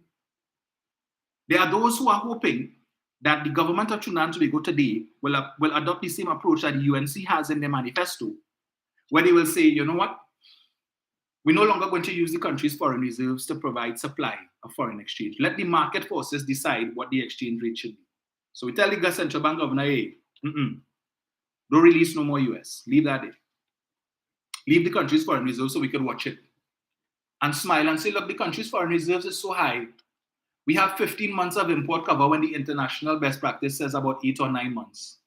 But we have 15. Let me see if we can make 20 now. Let me go for a record. Let me look for 50 months. So we have all this US around there. Pile up. So we can beat our chest and say we have, yes, our country's foreign reserves is the best. Meanwhile, you have citizens who need it, businesses who need it, but we just there. Because that's what they want to do. That's what they're telling you here. So, whereas your government for the last 8 years has been safeguarding and protecting you so that you won't have to pay more than $6.80, $6.79 for 1 US. They're using the foreign reserves to prop it up. Because if they don't do that, the price will skyrocket to probably 8, 9, or even 10 to 1 US. What is that going to do to imports? Because if the business owners have to spend more money to buy US, then obviously they're going to jack up the prices of whatever the end product is. Because if it's costing them more to import, because they have to find an additional $3 to get $1 US, and it's impacting their bottom line. Inflation. But that's what the UNC is telling you. They're saying, you see what Rowley doing and what Imbert doing, the square peg in the wrong hole, you see what he doing? Using the country's foreign reserves for a dirty or managed float. So the country's foreign exchange rate is not being determined by demand and supply. It's being determined by government intervention trying to protect the citizens from skyrocketing food prices and skyrocketing cost of living. Because if they allow the price to go to where it should be based on availability, crap or smoke we pipe. But nobody ain't talking about that, you know. The members of the media wouldn't go and scrutinize the UNC's manifesto to see that while they're talking out of every orifice in their body and have all the answers to foreign exchange, the hypocrisy is revealed in the manifesto. So they are telling you, put us back in office in 2025 and brace yourself for the exchange rate to reach $10 to 1, or whatever the market decides it should be. And all who hoard in money, who have hard currency hiding under the bed and in the mattress and in the crickstin buried in the backyard, and all who are safe in the floor, in the house and in the wall, waiting for the exchange rate to skyrocket so they could all of a sudden flood the market with US dollars and make significant profits. All who hoard in money, and they know, well, when it is that we create an artificial shortage in the official system, that those desperate for foreign exchange will come to us. The black market, the underground market, where we will sell it for $8. You want it? We have it, you know, but it's going to cost you. Yeah, you can't get it in the bank? Come. Yeah, we can give you. We have it here, man. Come through. We ain't talking about that. No investigations into that. So that when it is a couple years ago, you find a man, the police pull over a B-15 on the flyover, the NP flyover there, interchange. And when they open the trunk, $500,000 US in hard currency. Where you get it? Where that come from? Where that come from? But we have a shortage. We have a shortage. So there are those who don't have licenses to sell foreign exchange, but selling foreign exchange, which is against the law. But they're selling it. And those who need it know where to get it. Hey, you know anybody who's selling US? Or yeah, how much are you willing to pay? But right now I have an invoice to pay there, and I wherever yes, I could pay $8. Yeah, all right, no problem. Expect a call. We ain't talking that. But Imbert must go. And the central bank governor must go. And these hypocrites who are telling you here that and let me read it again. The Ministry of Finance will work with the central bank to ensure Trinidad and Tobago's exchange rate is competitive. Really? You consider 10 to 1 to be competitive? It may be beneficial to those outside who would have to spend less US to get TT dollars. But it is not competitive for us in Trinidad who have to spend more TT dollars to get $1 US. Now, what that is going to do, and you see the very same thing, Kamla Persad-Bissessar is saying the government needs to remove the 7% online tax. What was that imposed for? It's not because, as they said, this government only like to tax. No, it was, again, in an attempt to curtail or to curb the level of online expenditure, to discourage persons who, when you travel, and you go to these brick and mortar stores, as they call them. You go in the mall, and you go to the cashier to pay. First thing they ask you for is your name and your email address, or your email address first, because they're checking to see if you're in the system.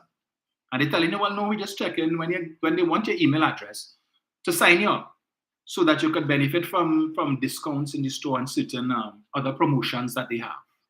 And the minute you give them your email address, boom, when you check, they start to bombard you. Then you're going every day, you're checking in the email, 3 and 4 emails coming through, right? With promotions, they have things, but they're on sale, they have in sale. So you could buy things online to encourage you. So one of the owners of the leading skybox companies in this country was making the point that what he's seen is a fall off of people spending money and buying frivolous things. Nonsense. You go on Amazon and you buy one thing, and all of a sudden, Amazon scan to see what your preferences. They're looking to see the things that you were looking at, and they're sending you, well, we're just sending you, we thought you might be interested in this. We found this item we have here that you might be interested in. And you go on and you click, and you watch it here, boy, that's looking good. Oh, that price real good, boy. And you know what? You went to look at this one thing, and before you know it, you're going through Amazon whole website again, looking for things, you're seeing things pop up, you like the price, you buy it. You bring it in. They don't care about no 7%, and half of them who spending all that money online couldn't care less about 7%, because when they do the calculations, those who care to do it realize, well, when I factor in the 7% online tax and the fees to bring in the thing, it's still cheaper than if I had to buy it here. So you know what? I will buy it. And people need to understand that these remittances have to be paid for with US dollars.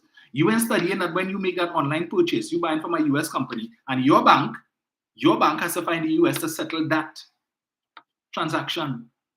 So all of that contributing. The banks themselves have a need for US dollars. You feel that the bank is just a middleman to collect US from the central bank and sell it to you and whoever else need it. The banks themselves need foreign exchange. The banks have a number of investment products, US dollar denominated investment products, that they need US dollars to invest in.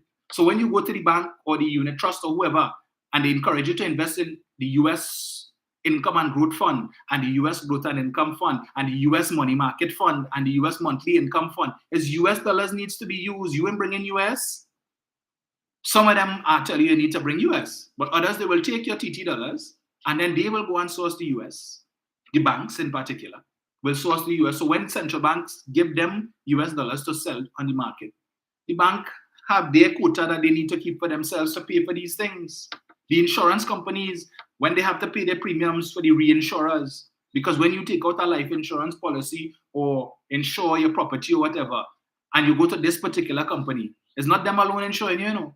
They will take on, the contract is between them, but then they go in and reinsure with Swiss Re and Lloyd's of London and this one and that one, so that when it is, if a peril takes place, so if you die and you're insured for $1 million, your insurance company only responsible for 500,000, and then the reinsurer, wherever they are, will pay the next 500,000.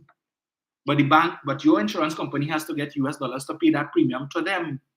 So all of these financial institutions themselves competing with you, the average citizen, and the businesses for money when they want to make their acquisition. When Republic want to go Ghana and want to go Barbados and Grenada and all of these places, how you feel they're paying for that? Not TT dollars. It's US dollars they need to make these acquisitions. So the banks themselves holding on to US for their own needs and competing with you. But all the men and women of letters that these journalists run into and telling you that, no, they're making it seem as the only people who get in US is Answer Macal. Answer Macal have their own Answer Bank, and they have Answer Merchant Bank and all. They sell in US too. They have a license to sell US.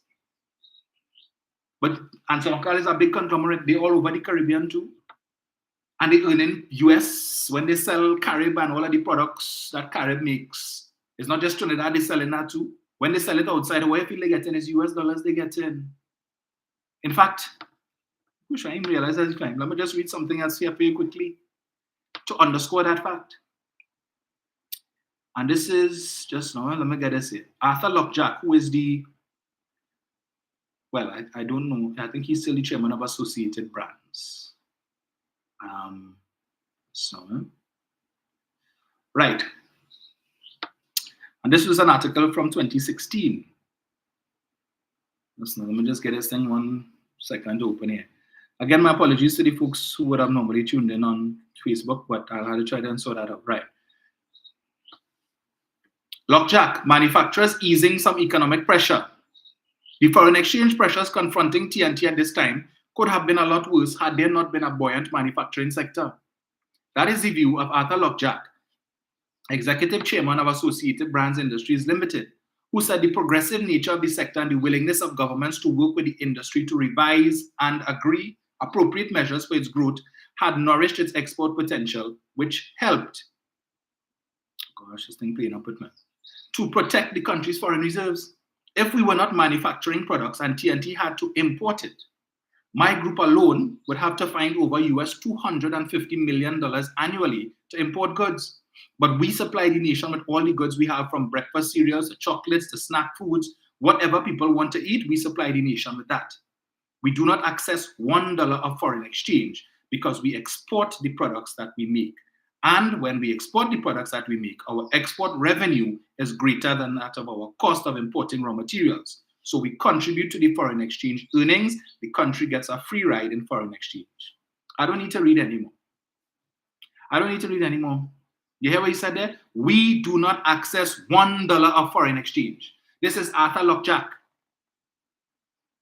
of Associated Brands. All them things, the Devon biscuits and catch and all them things, they making that and exporting. And he is saying the income, the revenue that they earn, the foreign exchange that they earn from the exports, they don't need to go to Republic Bank, RBC, any of these other banks to ask for even $1 of foreign exchange to import their raw materials, because the money that they make it from the exports is sufficient for them to pay for their raw materials. So Associated Brands, which is one of the major manufacturing companies in this country, since 2016, its executive chairman is telling you, my company, we don't run down the bank for no foreign exchange.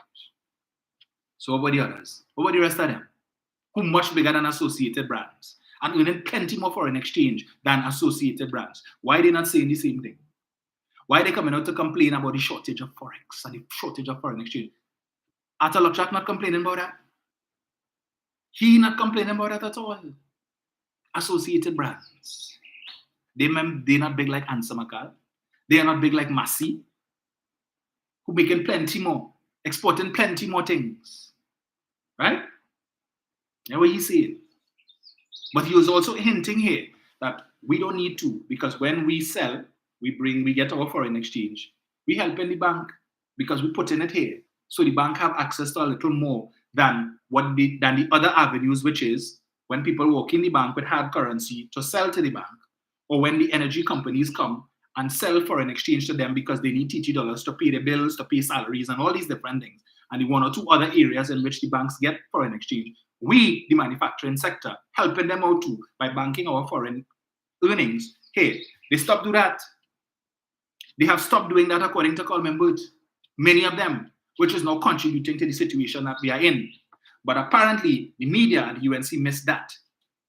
But here it is, Arthur Lockjack telling you that since 2016. That situation has changed to some extent. He and his company continue not to need $1 of foreign exchange from the banks. Not one. Because he knows how to manage. And even if he has an account outside, that is what he uses. What is in the local banks? Those who need it, who don't have the facility of a foreign bank account, right? Those who are not earning as much as we are earning, and therefore, okay, leave it for them. So what he's telling us here, there are other manufacturers who could do the same thing. They're not hard up. They're not hard up, but they're greedy. Some of them. Some of them. They don't need it. But if I could get it, I would take it. And to hell with the thing, because I know when I need it, I could call the bank and they will send it for me. I need to bring in cars, no problem. I could get it. So what I have outside could stay outside and it could.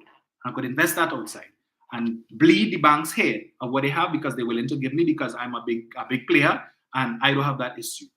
And any shortfall, I could always meet it because I will keep a little something on hand, liquid to pay for that. In case opportunities present itself for me to acquire another company in the Bahamas or wherever, at least I know I don't have to wait on the bank, tell them I don't wait. I have money there, or I deal with it, buy that company. They can access credit outside by virtue of who they are. So they don't need to run to the local banks here and take the little caca that we have. They could go outside to the banks wherever they're banking and they could take loans in US dollars. They could access credit outside that small businesses here can't. So rather than they say, well, let me leave whatever the banks have here for those players who are not as big as us and who need it. No. We will get credit outside. We were earning our foreign exchange, but we will still take and dig out the eyes of the bank. Whoever we could get here, we will still take that too. But we ain't talking that talk. We're not talking that talk. No, and would say it's because of the online transactions. All you complaining about when you go in the bank, they only want to give you 200 US. And they're telling you thing and whatever, and you have to bring your itinerary. I don't have that problem. You have a credit card. That is what it is there for. If you have a limit, right? You go in, put your own TT dollars. If the bank giving you, if you have a certain limit on your credit card and you know you're going out there to spend more than that, easy pickings. Put your own money on the card. So when you go and you use your card, you're using your money first, so you don't touch your limit. It is only when you use up your money, then you start to dig into the credit limit, right? But even so, the bank will still give you a limit of US that you could use. So when I go, I don't have the problem. I stick my card into the ATM. I need US, I take it out. I don't have to go and stand up in no line and beg for no 200 US or whatever it is here and complain. That is the purpose. I have a credit card from the very same bank. They tell me I could get a certain amount of US every 8 days. If I need US cash, and all I do with respect to the US cash, if I take it out, I have an account in Bank of America, I put my money there. Take out the US off of the card and I put it in the account. Simple. So all this set a cry and ball everything at the bank. When you have a credit card, use it. And it's only $3. Bank of America ATMs, they just charge you $3 per withdrawal. You only need to make one withdrawal, work out in your mind how much cash you think you're going to need. And once it's within the limit that the bank allows you to withdraw for that particular period, every 8 days or 7 days or whatever, make one withdrawal and take it out. So you pay one $3 fee. The ATM in Walmart is $1.75. What is the issue? What's the problem? But it's just we like to make things difficult to make the government look bad. The government and the government and the government. When there are simple solutions to these issues, very simple. But no, we had to beat up on the government now. Road paving, we ain't talking about that. Yeah? When last you see, they had a bonfire to protest the state of roads. They're still complaining now. But go on the Ministry of Works website and you will see for yourself. Road paving all over the place. We keep posting it on the page, on the Facebook page, right? All over. Every time the ministry put out, every day they put out pictures of new places, new roads being paved. They ain't talking about that. But the minute let a car go wrong in a pothole and the car damaged now, they're sharing that ad nauseum all over Facebook, all over social media, that to share. But road paving, all the way they complaining before landslip and so on, the ministry doing yeoman service, fixing it. Road paving and fixed all over the country. In fact, the other day I saw a picture come out with roads that they paved I think the Blanchisseuse Road going up to Paria or somewhere on that side there. That takes you back to Maracas. And I saw this picture and I said, but that had to be Photoshop. That is AI. That can't be real. Because when you're seeing the quality of the work, it's like, nah, boy. And you're reading the comments too, and everybody's like, that's Trinidad? Nah. And people in the comments saying, yeah, I passed on the road there, they paved it real good, it's looking good. They ain't talking that. You think the media will say, well, let me take a drive up on the road. They're seeing it too. They wouldn't take a camera crew and say, well, let me go up on the Blanchisseuse Road and show the people what the government doing now. We know about that. Because you know why? Rowley ain't giving me no voucher, no $1,000 voucher for Christmas. And Rowley ain't giving me no HGC house like Cameron together. So we're not promoting that government. We're not about that. Let them promote it for themselves. So the poor thing, the Ministry of Works doing what they could. But they put in all these things, and when you look at it 3 days later, 10 shares, 15 shares if they're lucky. You might get 40-something comments because it ain't going nowhere. Nobody, they're interested in promoting that and sharing that. But if Road Watch TT, which need to change their name to Bad Road Watch TT because they're only looking for bad road. If Road Watch TT see somebody car go down in a pothole, or they see somebody put a coconut tree in a pothole, or a man decide that he want to pull a stunt and lie down in a pothole with water and say he using it as a swimming pool. Oh yes, number of shares, 1,500 times it shared. Yeah, number of comments, 2,000 and 3,000 comments. That they love to share. But road paving, we are sharing that. We're not interested in sharing that. No. But let them have a protest and burning tire and have people like the current mayor of Separia, Dunat Meru, yeah, who want to fight the police and threatening the police and so on. And that is the caliber of person that you put to be the mayor of Separia. And the people of Separia take that. Well, the UNC anyway. Unfortunately for the PNM persons who live in that constituency, unfortunately for them, we're going to tell them. Well, they still have some representation, but that's what I have to deal with for the next 4 years. That is what the UNC gives you, right? When he wants to burn tire and disrespect the police, that will share. That is worthy of being shared, but not that the road being paved. Well, to Rohan Sinanan and the Ministry of Works and the Pure Unit, well done. Kudos to you all for the human service that you're doing. And continue to pave. Continue to pave. To hell with them, right? At some point in time, they will see it. Because soon enough, there will be more good roads than bad roads. So they can't deny it. But they still ain't gonna vote for the PNM. Eh? They still ain't gonna vote because even when they do share it, and you read in the comments, yeah, but how long that gonna last? Only superficial thing. All you mill that road, or you just put on some asphalt and that. In 2-3 months' time, you're going and see all that going through and the road going back being bad. Nothing positive. Imagine, even with the signing of this agreement last night, the negatives don't start to come out already.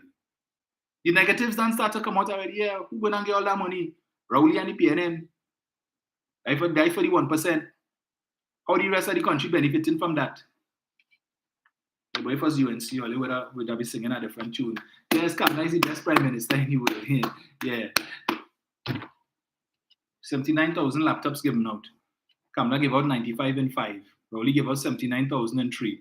You think the media interested in that? You think the PNM going to talk about that? No, they're not interested in that.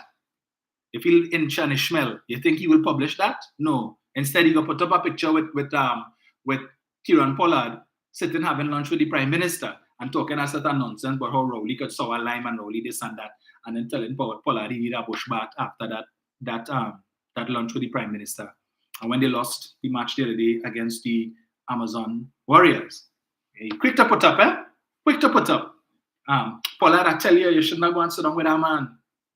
He blight and he all of that. I'm going on his Facebook page just now. Let me see what he had to say about last night. When the blight wear off, Pollard took your advice. He took a bush bath. He bathed with blue soap and lime. Mr. Ishmael, did he? They are nothing to say about it. Put up another post. The president of Ghana did an interview with one of these US, some UK media house, talking about the payment of reparations. And this clown, he posted up a 10-minute interview. And the caption he put is, Lord, give us a prime minister with 5% of the brain of this man. 5% of the brain of Irfaan Ali. Right? Every chance he get, he attacking Dr. Rowley. Well, and imagine Irfaan Ali want to talk about reparations. But 2 years ago, when Dr. Rowley was talking about reparations, calling for reparations, he didn't see that. When Prince William and his wife the other day, when they were touring, went a couple of countries in the Caribbean or so on, and again when Barbados became a republic, and Prince Charles I think came, all them time Dr. Rowley every opportunity he get talking about reparations. But apparently Inshan didn't see that. He didn't see that, but this interview he saw that though, and was able to get a clip and post it up and talk about he wish that Trinidad could have a prime minister with 5% of the brain of Irfaan Ali. Really? Well, I'm sure there are a lot of people in Guyana who wishing that their country could get a prime minister or a president with 5% of the brain of Keith Rowley when it comes to negotiating oil and gas deals for the benefit of their citizens.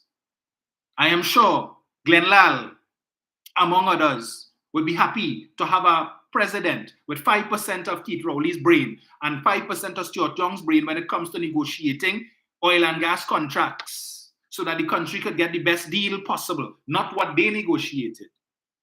And telling you they can't renegotiate until. And in the meantime, oil coming out and being sold.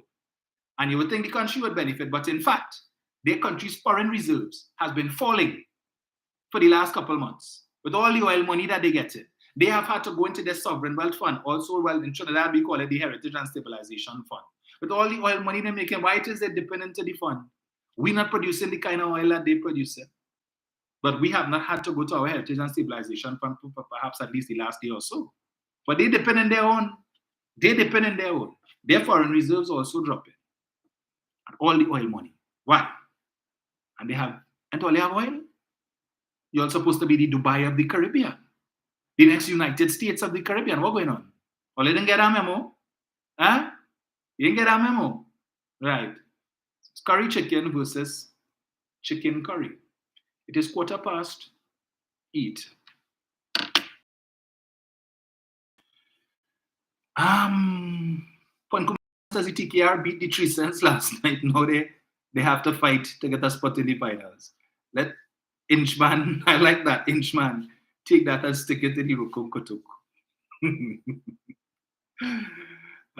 Patty Kutu says, Waterfront, we like Kamala. She is the Prime Minister. Do you know why you are here? Akshina, Seta Devil. So true. So true. Now, I'm looking at the time, right? All right, today is what, Tuesday? Sunday, we will deal with Mr. Griffith, right? Gary Griffith. And the stated intention of the UNC to include Mr. Griffith on their team of 4 persons to come and tell the government how to deal with crime. Yeah? We see how they plan to deal with the foreign exchange issue and their manifesto to increase the exchange rate to the detriment of the citizens of Trinidad. So all who want to play mad, as we say, and put God out of your collective thoughts to play fast and loose with your vote in 2025, put them in and brace yourself to pay 10 TT for 1 US. Because they're not going to use the foreign reserves. They go, yeah, they prop it up there, like a painting on the wall to admire, and be there just to see how much foreign reserves we have, when it should be used to assess the citizens of this country. Prepare yourself for an increase in the cost of living. But as Mother Tuna Puna says, and let me say good morning, Mother Tuna Puna, they're not coming back, right? But there are people who want them to come back to do just that. So all who balling all week be eating grass and be suffering, and the cost of living so high. Prepare yourself for the cost of living to go up by at least 40 to almost 50%. Prepare yourself for that. Because with the food import bill, it's 5 billion now, it will go to about 7.5 or 8 billion TT dollars. Yes, so prepare yourself for that. When they decide to allow it as this, and it's in the manifesto in black and white, so it's not me saying. So when it's in the supporters who listen and want to say that we be lying, and it's in UNC, go on Google and type in UNC National Economic Transformation Plan, page 126. It is right there for you to read. I just read it. It is right there for all and sundry to go and see and read all the other rubbish that they have inside there too, where Mrs. Prasad Bisesa now is expressing concern about the small and micro enterprises and the business community and the things that the government ought to be doing to assist the business community. But yet still, in your very same manifesto, you indicate that one of the first things you're going to do should you become Prime Minister again is to instruct the central bank to increase interest rates. Trying to mamagai people and telling them you will increase deposit rates. The central bank doesn't increase deposit rates. That is a decision of the commercial banks. Following on a decision by the central bank to increase repo rate. The central bank could do that. The repo rate is the rate at which the central bank, which the banks borrow money from the central bank, right? But when you increase the repo rate, it means that the banks have to pay higher rates now to take loans from the central bank, and they will increase their loan rates. So when she come in now and putting out communique about the foreign exchange situation, and all the government need to get rid of the 7% online tax and all of that, as if most of the people really care. The people who are not shopping online couldn't care less because it don't really affect them. But when she come in to express concern and trying to see if she could mollycoddle the business sector, talking a pack of nonsense about what the government could do and so on. But in your manifesto, madam, for all the businesses who pay rent and the landlord paying mortgage for the property, when you tell the central bank to increase rates, you know what is going to happen, madam?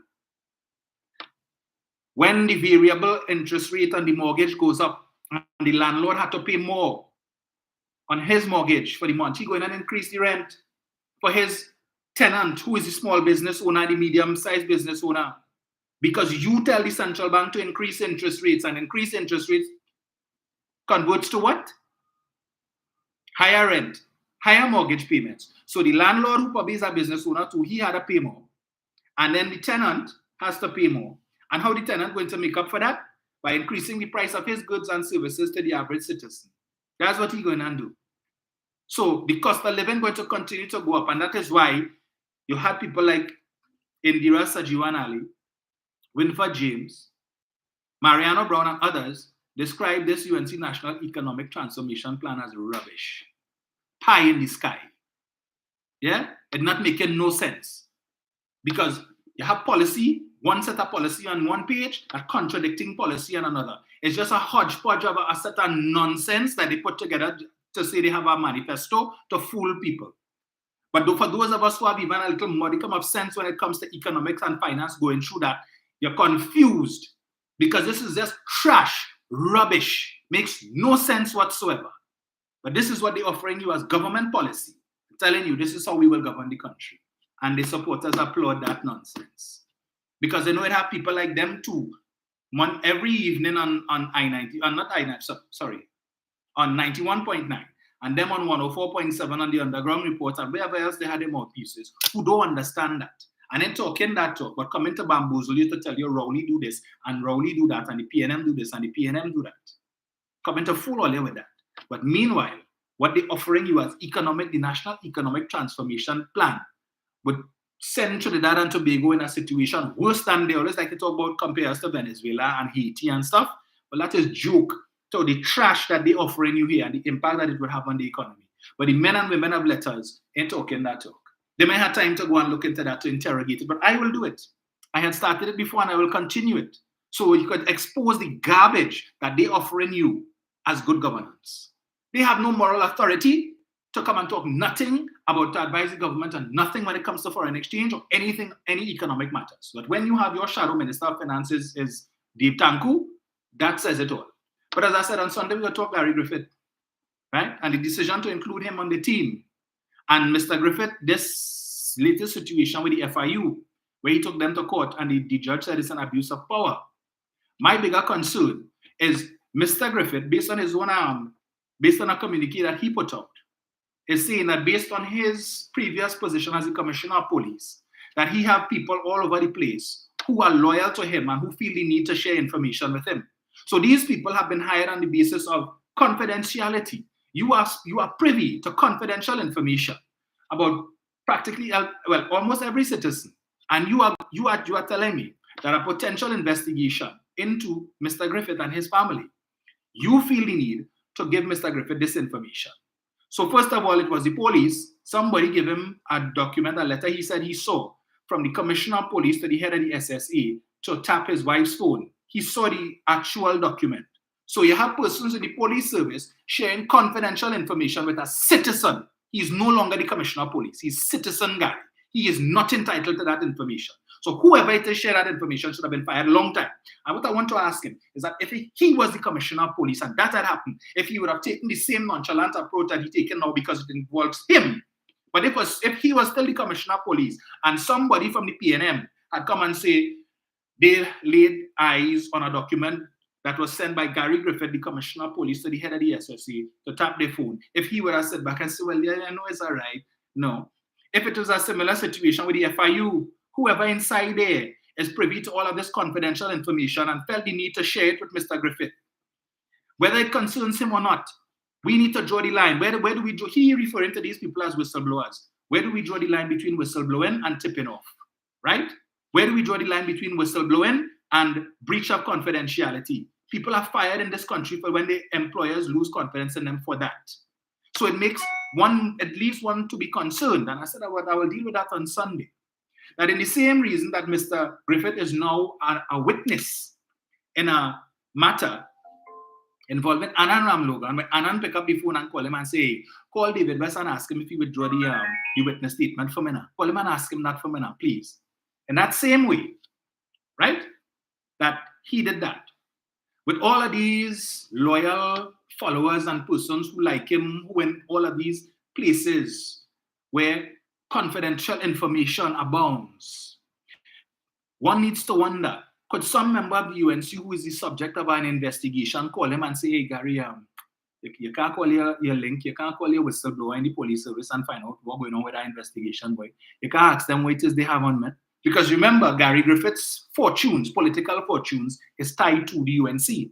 And anything that happens between now to 2025 that tarnishes or damages the UNC, damages his party's chances of forming the government along with the UNC in 2025. So one has to ask the question, if in an attempt to avoid that, if information could be shared with people who have access to the status of these investigations, sharing information with so he can carry it back to them. So if it is, as we know, Mr. Ratiram is the subject of a police investigation, can he pick up the phone and say, Gary, call your link and ask, find out what they have now, what they know, so I know how to move? Is that a possibility?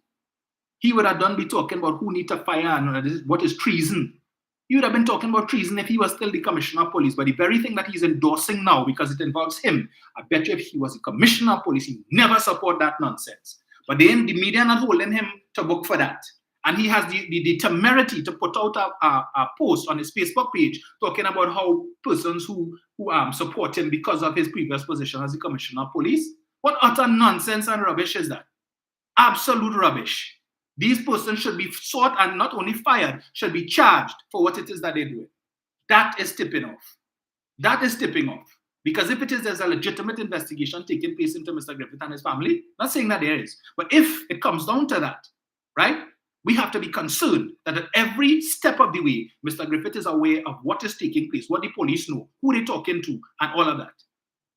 And it opens him up now for the possibility that he could be used as a conduit to get information, because he's accused of doing that with Anand Ramlogan, when Anand asked him to do something and he did it, even though he said he didn't know what it was about and so on. But we have to be concerned about that. But the UNC always up and on, they want to know how it is senior police officers reporting to the Minister of National Security on certain investigations and so on. But you have no problems with persons in the police and the FIU sharing confidential information with a man who is a citizen. He is no longer an official. He's a citizen, an ordinary citizen like you and me. And in the same way we can't get that information, he is not entitled to it either. And the fact that he's so bold as to come out in public and say he's getting it because he was the commissioner and police like him. They like the work he was doing. And they feel he should come back as the commissioner. And anything that they perceive to be victimization or abuse of power, they have no problem in sending him the information because they want to be Gary's friend. Look, miss me with that BS. 7701763, I think, is the number. So long I ain't put it. Let me make sure I could get this link here. But anyway, let's now. Give me 1 second. 1 second. Let me see this. What is...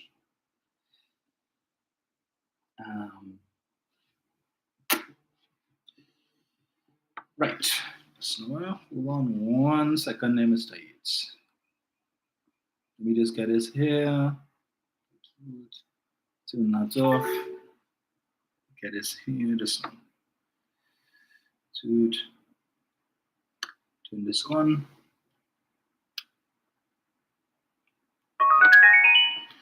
Right. That should do it right there. Yes, sir. Morning. Mr. Yates, go ahead. Hello? Yes, sir. Hearing you loud and clear. Yes. Are you hearing me? Loud and clear. Very good. Now, I myself will leave the Gary Griffith issue for Sunday when you are there. But I just want to make 1 or 2 points on what I always regard as the intellectual dishonesty of people who are posing as opinion shapers and intellectuals in this society. Now, Tuesday, day before, there was an article seeking the opinions of one Dr. Randy Sipersat and Hamid Ghani. Now look at the nastiness and the stupidness and the dishonesty. Imagine the headline of the article is Tuesday. The headline of the article is saying, Ghani ... Rowley's letter to Kamla is a distraction. But read on, not far down, maybe a couple of paragraphs. He says that the letter was conciliatory and collaborative. No, I mean anybody with even a smidgen of intelligence. And I mean, they would know that those, as the student companion used to tell us, those are word opposites. Yes. A distraction is meant to fool you. But to be conciliatory and collaborative means to be inclusive. I'm drawing you into my confidences. But to distract you is to mamaga you and keep your head and blow your mind. Yes. So these are just, I mean, obvious UNC trolls masquerading as intellectuals. I mean, but you could fool the ordinary illiterate man and woman with that dotishness. You know, it's just like this other character in the Sunday Guardian. As you know, I have always had a problem with Ras Naraj. Yes. This man is just a literature teacher. He's just a literature teacher, but he poses and holds himself out as some expert on shale gas, energy, anything to do with energy. Yes. But the media wouldn't go to Gregory Maguire, who up to recently was a senior lecturer in energy economics at UWI. You wouldn't contact him for an informed opinion, but you are sourcing Ras Naraj, who has no professional qualifications in the area of energy or gas or economics or accounting for that matter. That is why I have always said, and I maintain, that this harboring of Ras Naraj in the Sunday Express is an exercise of what I would regard as nothing but the harboring of charlatanry. It's charlatanry. He's a fooler. He's a fooler. He has no real qualifications in what he holds himself out to be. Yes. So this is really a con job by the Sunday Express management to give people the impression what they want in simple language is to have a mouthpiece, the newsletter, as the Catholic Church has our face mask. Yes. Newsletter, activities for the week ahead. He's just an organ, the newsletter of the UNC, the Sunday Express. He's a fraud, he's a charlatan of the highest order. And I maintain that, and I will never stop saying so. And I will leave it at that. And thank you very much for allowing me this morning. Most welcome, sir. Yeah, and I endorse that fully. Up to now, has Mr. Maraj written an article concerning the ratings from Moody's and so on? Has he? When Darian asked him about it, he said, well, I need to take some time to study it and so on and come to. Really? You're still studying it, Ralph? You're still studying it? Other things that have happened subsequent to that, you were able to come up with you were able to study it in 2 to 3 days and write an article on it. But almost 2 months now, you're still studying that Moody's report, that Moody's rating. You can't give us an article on it yet. But you see, he knows how to fool people, because you have some people in this country who are so simple-minded, right? You just had to mention a few words, big words, and that make you seem like you know what you're talking about, that you're right. They say, yes, man. Yes, Ralph know what you're talking about. There's another one.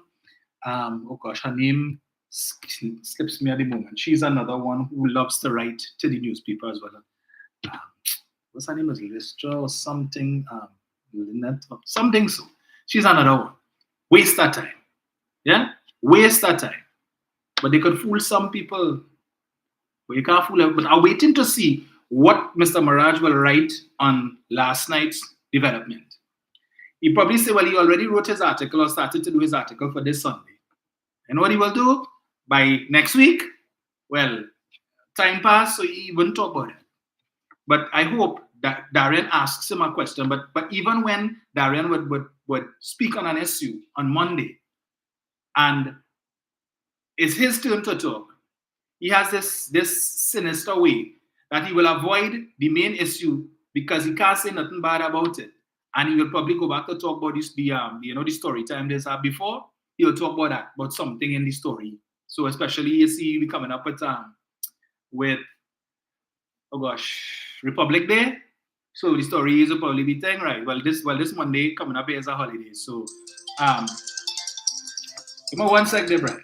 This Monday comes, so they probably ain't on no show. But that's what he does. He will try to go wrong and talk about all kind of thing and use a whole set of big words to talk about one thing, One thing. in order to use up the 15 minutes or so that Darian gave him, he using trying to find all sorts of big words to confuse your head so that he could talk about this one thing and not get to the substantive issue that Darian would have spoken about. Deceptive. But there are people who like what he says. Anyway, come on one sec there, Brian. Let me just do this here. Turn this off. Turn this on.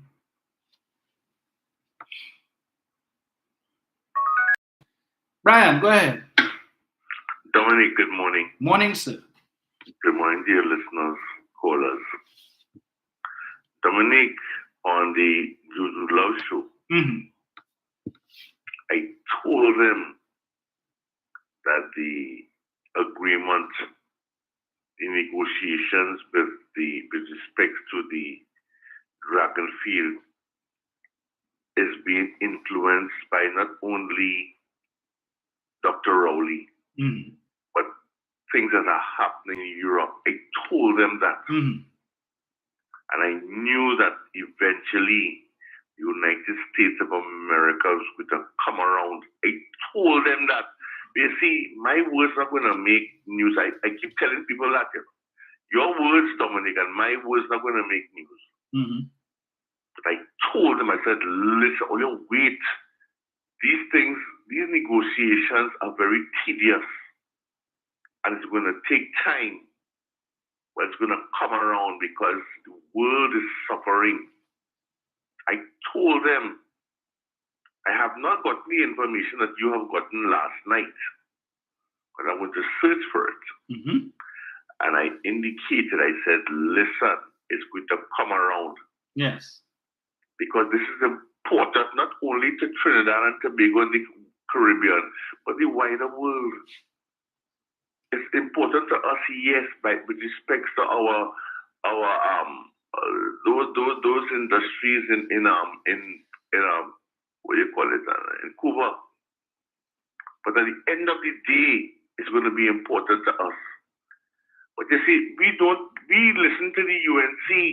Yeah, saying we do. Listen to the UNC and the diatribe. And we go with it. And we listen to it. But we don't understand that the Honorable Prime Minister and Stuart Young and these other people who are working day and night to ensure that there are benefits derived out of what they do for Trinidad and Tobago. I listen to a certain political scientist, and I want to call that lady the anti-PNM political scientist on Wednesday. But talk and say everything she could say worse about this government. Worse ever. And she named Rampasa too. You understand? Yes. Had nothing good to say about what is going on in Trinidad and Tobago. But you see, Dominic, people, as you rightly said, when you go outside there and you see what's going on with Trinbagonians who's spending money lavish, and you understand what is really going on. And this gas deal is going to help Trinidad and Tobago in a big, big way. A big, big way. Because I have listened to all of the economic technocrats talk about, things will be so bad, things real bad in the country. I'm only getting 2.7 scops of gas, and that's why plants closing down in Point Lisas and so on and so on. Really? Yes, I agree. Gas is a commodity that is dwindling, but there is gas outside there for us to use because we have the infrastructure, and they're not understanding that. Here it is now. You can come and talk about what happened last night. It's not that it happened by itself. It happened because we have the infrastructure in order to deal with the gas that people cannot deal with in the Western Hemisphere. And it will assist not only us, but Venezuelans too. But people are listening to that. No. Bad talk.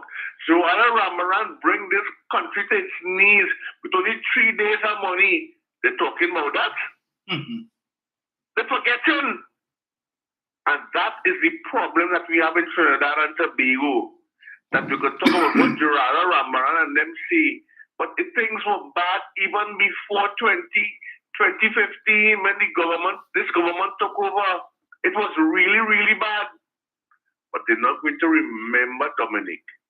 And that is why we have to prepare the people and let them understand, remind them of these things that were said, as you rightly reported, in January 2015, as it compares to today. These are not things that happen just overnight. What about the Bank of Baroda? What the Bank of Baroda yesterday? You know, they were absorbed by ANSA. Yes. You know that? Correct. As well as the former, the former finance minister, Hawaii. They were absorbed. And people are asking themselves, well, why were they absorbed?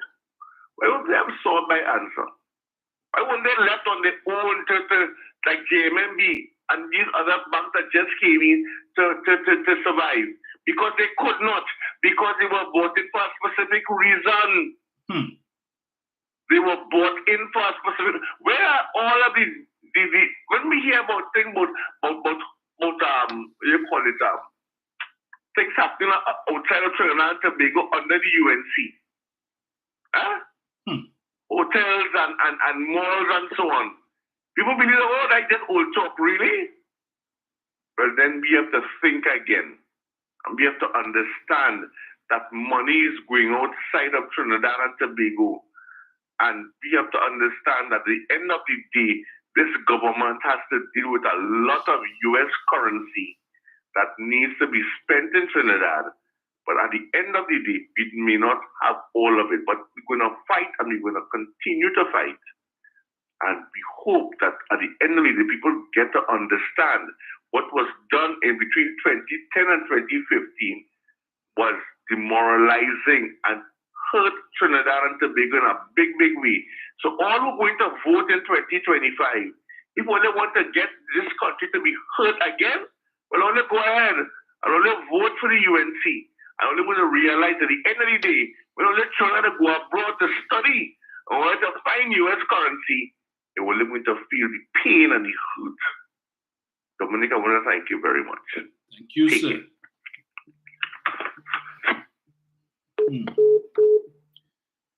All right. I'm seeing a story here on News Source page, which is Rhoda Barrett, and it says, Arima home invasion, shooting incident involving Arima family, 4 murdered, 5 wounded, report of homicides and wounding with intent in Arima district. The deceased are Faith Peterkin, 10 years old, my God, Shane Peterkin, 17, Tiffany Peterkin, 19, Idris Crawford, 17. Wounded Christian Stephen, 18 years old. James Mohammed, 25 years old. Shanika Peterkin, 21. Ariana Peterkin, 14. Jemiah Crawford, 14. This is crazy. Boy, oh boy, oh boy. That is most unfortunate. 10 years old. 17, 19, and 17, all dead. The way that these guys get killed with no remorse. How the hell you could kill a 10-year-old just so? What a 10-year-old do to you? And you see, sometimes we don't get the backstory to this, and it may just simply be that one person getting a beef with somebody, or they involved in something, and they come for that one person, and all of these are casualties. 7701763. That's the kind of news that could put a damper on your whole day. Wow. 12:30 a.m. The above mentioned persons were asleep at home at the Larry Street extension, Heights of Guanapo, with other members of the family when several loud explosions were heard. A man dressed in black with a hoodie covering his head was seen leaving the scene and escaped in some bushes. A check was made, and all persons mentioned above were found to be suffering from apparent gunshot injuries about their bodies. First responders from the Northern Division Task Force and Arima police officers, along with an EHS, conveyed the injured persons to the Arima Health Facility, it's Arima Hospital. They, the 4 were pronounced dead on arrival, and the others are currently being treated. Wow. 770-1763. Where are my callers? We have not had a live in over a week. Now is the opportunity. It's 8:45, so we could probably go till 9 o'clock if you are so inclined. Right? But yeah. Yeah, Brian, aren't you in the group chat, the PNM Warriors group chat? The information is in there. Mr. Young posted it in the chat, in the group chat last night. So you can check and see. See here. Yeah. Yeah, so that was the good news to be soured by that piece of bad news. Their condolences to the family of those young persons whose lives were cut short. Who knows what contribution they could have made to society, but that has now been brought to an abrupt and unfortunate end. See people like, anyway, let me ask my mouth. Right. I hope that the police would work assiduously to bring the perpetrator as well. They said it's one man, so that's volume to the type of weapon that he had. Hello, good morning. Hello, good morning. Morning. Thank you. Dominic, this is such sad news, and it makes me even more, wanting to know what is in that FUL report, Dominic. Yes. Because it's too much. And imagine the UN considering this man to be part of the team when we don't even know what the hell is in that report. Yes. This has to be total madness. And you are telling me, if you were a part of the problem, how could you be any part of any solution? Yep. Kamala and they just playing games with the public because all they want is the country to fall so that they feel nothing, because they feel like the only way they will get back in governance, and they already don't care about the citizens. I just hope people are looking and seeing. I mean, this lady is the worst of all the prime ministers we've ever had. You will think a woman will have some sort of a maternal instinct and Dominic, have a great day. You too. Thank you so much. Yeah, but she cares about the children and the grandchildren on a block. Kamala Persaud will have nothing positive to say about the signing of that Dragon gas deal, which she and her Minister of Energy couldn't accomplish. She will not have anything good to say about it. She'll either keep quiet, or if she does speak on it, she will say, well, she will see how it goes, and let's see, because it takes a while for these things to no enthusiasm whatsoever. It was the same thing with the court matter involving the three folks from the Piarco airport, where we stand to get $1 billion in restitution. But you see, there's a lot of money, and these big cases, they tend to be appealed. So we will wait until the outcome of the appeal before we speak on it. But other matters that had to be appealed, you didn't wait. You had comments. You were ready to yap. Couldn't wait. But you're prepared to wait for that for as long as it takes. So even if you're out of politics after that, when the media mightn't even look to sort you out, you have nothing to say on that. Hypocrites. But they want to tell you they're for country. This is the Prime Minister in waiting. This is the government in waiting. But anything positive that happens, you have nothing good to say. I'm waiting to hear from David Lee, the Shadow Minister of Energy. Right? Kevin Ramnarayan, because for sure the media going and look for he today. They're going to find he. I don't know, if they would look for, they probably wouldn't look for Mariano Brown. They don't run to him. I-95, well, I don't know if he will be on tomorrow. If he is with Adine, then he will have a lot to say. Look forward to hearing from him. But there are the others who we know we could get reasoned comments from, people like Thackeray Driver and the like. other persons who are influential in the energy sector, who have a more dispassionate view. Yeah, but anyway, we will see how it goes. We will see. But that is not good news for them. It's 8:51. Mrs. She probably didn't get up yet. Or if she did get up as yet, is because people call her to tell her, you didn't see what happened last night. You didn't see Seo Cheong and them, you didn't see they get through. And you know what's interesting and what is commendable? It was only in January of this year that it was announced that the US had issued the license for the government of Trinidad and Tobago and Venezuela to pursue this matter. In January, I think it was early January or thereabouts. And this was announced. And we were hearing people saying, well, 2 years, and what you can accomplish in 2 years, and just the time it would take for them to hash out an agreement and so on, that might take up the whole 2 years, and what's going to happen after that? In the space of 9 months, an agreement has been reached. An agreement has been arrived at and signed in 9 months. Right? So that means we still have 15 months to do a lot with respect to advancing this initiative. A whole 15 months left in that initial 2 years. And because of the fact that the United States has been involved and actively and significantly involved in these negotiations. So it wasn't just Seo Cheong going from Caracas to Port of Spain and back. As Dr. Rowley would have announced at his press conference, Seo Cheong was going Port of Spain, Washington, the US, Venezuela.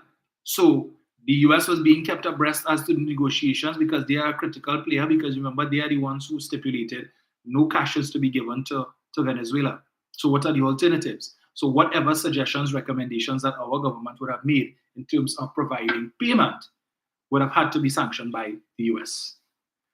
And as Dr. Rowley indicated, there's a non-disclosure agreement. No one sing a song and dance about what's in the non-disclosure agreement. Understand, we're dealing with the US government here. And if it is they made certain concessions to allow this to go through, that goes against the grain of sanctions. They do not want that to be exposed. Understand?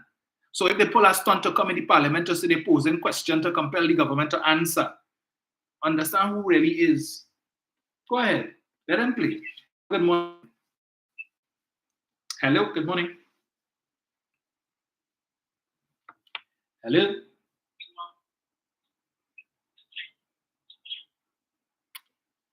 Overseas caller, morning. Dominic. Oh Lord, believe it here, morning. Dominic. Yes, sir. The Dragon Gas deal signed. Let me hear you. Dominic. Let me hear you. The Dragon Gas deal signed. Let me hear you. Dominic, how much time did I call your name? Oh, several. But I want you to tell me about the Dragon Gas deal that signed last night.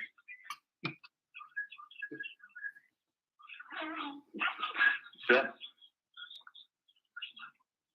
Dominic? Yes, sir.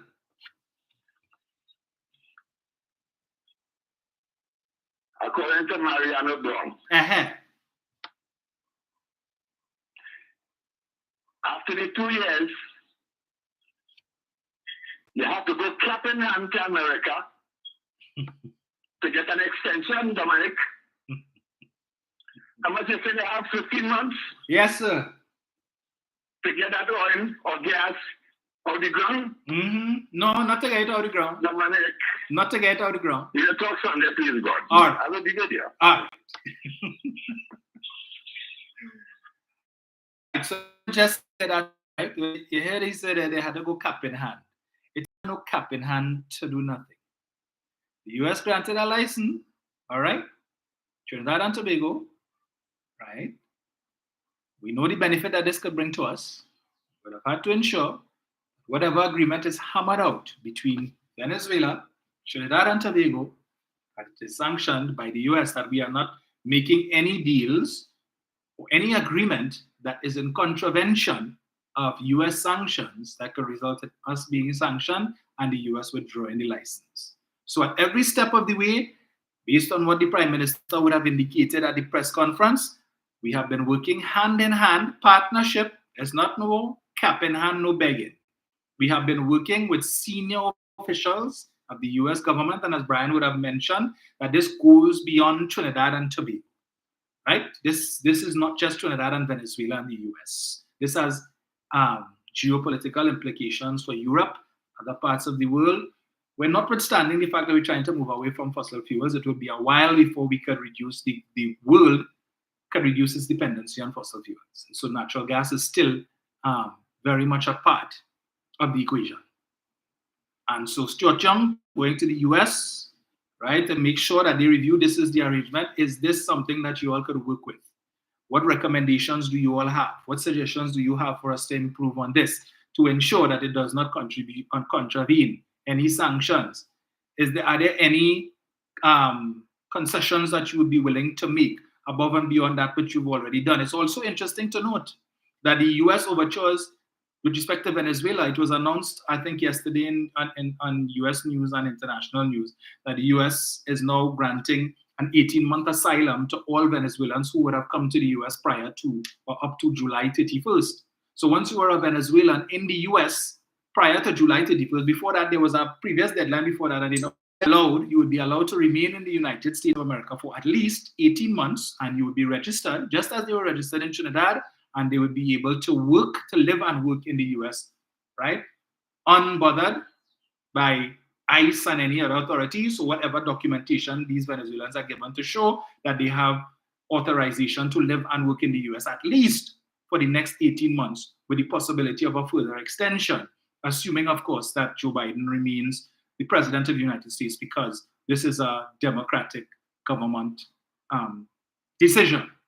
We know how Donald Trump feels about immigrants, illegal immigrants, and so on. So if he wins, he can reverse it. But for the time being, this is what. And so America is making overtures to Venezuela, not just for the gas and so on, and the oil and gas, but also in terms of providing opportunities for Venezuelan citizens. So take note of that. Please leave it there. Where you are, I think there's a lot of Venezuelans, so you could go and talk to them. Brian.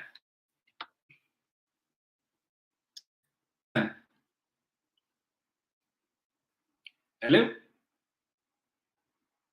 What? Not in. Brian, you there? Yeah, hold on. My phone giving some trouble. Okay. Dominic, that is why Leave It There cannot talk to you today. Because he and all is confuggled, just like the UNC. They can't talk to you. Because I said this when Reuters gave out an expose on this Dragon deal thing that was coming very, very close. I said, hold on, wait. This is not just implication for Trinidad and Tobago and Venezuela. I said so. It is for the extent. Remember, the winter coming. Yes. People not listening. Winter is coming. And at the end of the day, Europe is going to attempt to influence America to ensure that this Dragon deal bears fruit. I told them that. I said, only wait. Don't be impatient. Something is going to come out of this. And look at what else. And I said it a week ago. People are going to forget. People ain't going to remember what I said. I told them, I told them, wait. Don't be impatient. But this has implications because of what is happening between Ukraine and Russia. Remember, Russia is burning their gas. They are not sending it anymore to Germany and these other European countries. They're burning it. Trinidad and Tobago is going to play a very important role along with America to assist people in Europe. Nobody listened. I told them, I said, Lord, wait, hold on. This Dragon deal is extremely important, not only for Trinidad and Tobago, Venezuela, but it's also important to Europe. Look at what has happened now. You think Trinidad and Tobago will get kudos? You think the Honorable Prime Minister and Stuart will get kudos from the UNC and the others? Oui. You think this will make real serious news? Really? Or we're going to wait and see what's going to happen today on the news? I'm going to be listening. But this is so important, especially to the downstreamers. Because I was hearing these armchair politicians and economists in Trinidad saying that, all we're doing is producing 2.7 scops of gas and so on and so on and so on. Think we need at least 4.2. But hold on, what's going to happen now? And don't forget, Dominic, there's also a negotiation going on for us to receive a greater percentage of the trains in Atlantic LNG. Correct. That too is coming and going to bear fruit. And therefore, Trinidad and Tobago is going to receive a lot more of money, especially US dollars coming into the country. Yes. But the Honorable Minister of Finance, they say he's a square peg in a round hole, really? Yeah. He knows what he has to do. Yes, we are feeling a little bit of pinch right now, but at the end of the day, it is not as bad as we think, because people want to sell it. I listened to a certain political scientist from UWI named Indira Rampasa talking about, things so bad. I think this is worse in this country ever. People are suffering. But you have Venezuelans flying, who sent back to Venezuela, flying back on the next plane to come back to Trinidad. So what, according to you, what Trinidad really have so that they want to fly back next week? Yes. You tell me. Nobody answering that question. 46 Venezuelans fly back to Trinidad, and they want to use this poor child that born here. They say, you have a child born here in Trinidad, and then send him back to it. Really? But that is not only in Trinidad, my dear. That's happening all over the world. That people born in America being sent back to Trinidad because of parents from here. So don't talk stupidness. At the end of the day, Dominic, people going to play down this, but this is so big. And I want Trinbagonians to understand how big, how large, how huge this dragon field issue is as far as Trinidad and Tobago, Venezuela, and Europe is concerned. And listen to me, it's going to make Reuters only go on the internet and see how big it is.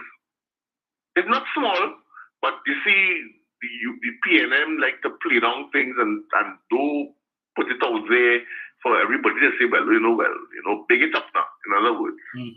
But it is big, it is huge, it's humongous. And I want to thank the Honorable Minister of Energy, Stuart Young, and the Honorable Prime Minister for his leadership in bringing this to the fore and ensuring, because let me tell you something, Kamala Prasad said she's 90, couldn't do this. Nobody in the UNC could do this. I want to name one person in the UNC, all of your armchair economists, name one person in the UNC who could have negotiated this as the way the PNM has done it. And this is important to Trinidad and Tobago. I am so proud, I'm so happy to get this news this morning, and I'm going to follow up on it. I'm going to research it, and I'm going to look into it. I've already called certain people, and I'm getting information, and I'm going to get further information by today, midday. And I want to thank you, Dominic, for bringing this to the fore, because it is important for the people of Trinidad and Tobago to know and to understand how important this negotiation and this agreement is to Trinidad and Tobago. Dominic, I want to thank you very much. I really appreciate this. Yes, sir. Thanks a lot, my brother. Take care.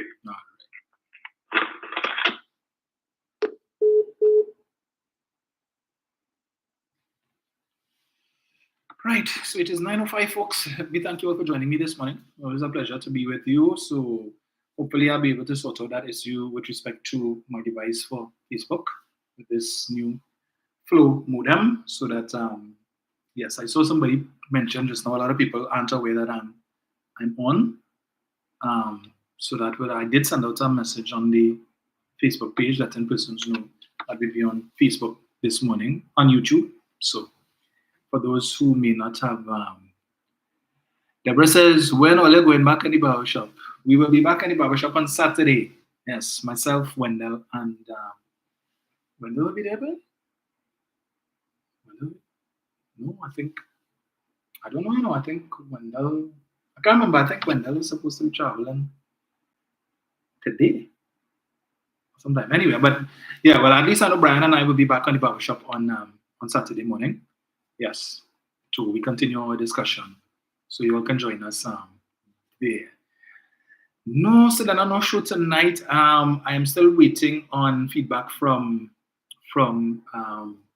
the producers of the show as to when we will resume. So I did reach out to them earlier on this week. So I'm just waiting to hear back from them and when we'll be restarting the real issues with Dominic Rain. So as soon as I get that go ahead, I will let you all know. Yes, Angela. Yeah. So I'm just waiting to get Angie Sherry. Yeah. I'm just waiting word from them as to when we will resume. So enjoy the rest of your day. It seems the rain may have, okay, maybe not. It just held up for a little bit. But yeah, remember to work with your umbrellas. And it says, Dominic, you need more time to talk on the barbershop. Indeed. Well, we only had 1 hour last week, unfortunately. Well, the minister, because the Minister of Education dropped by or was invited.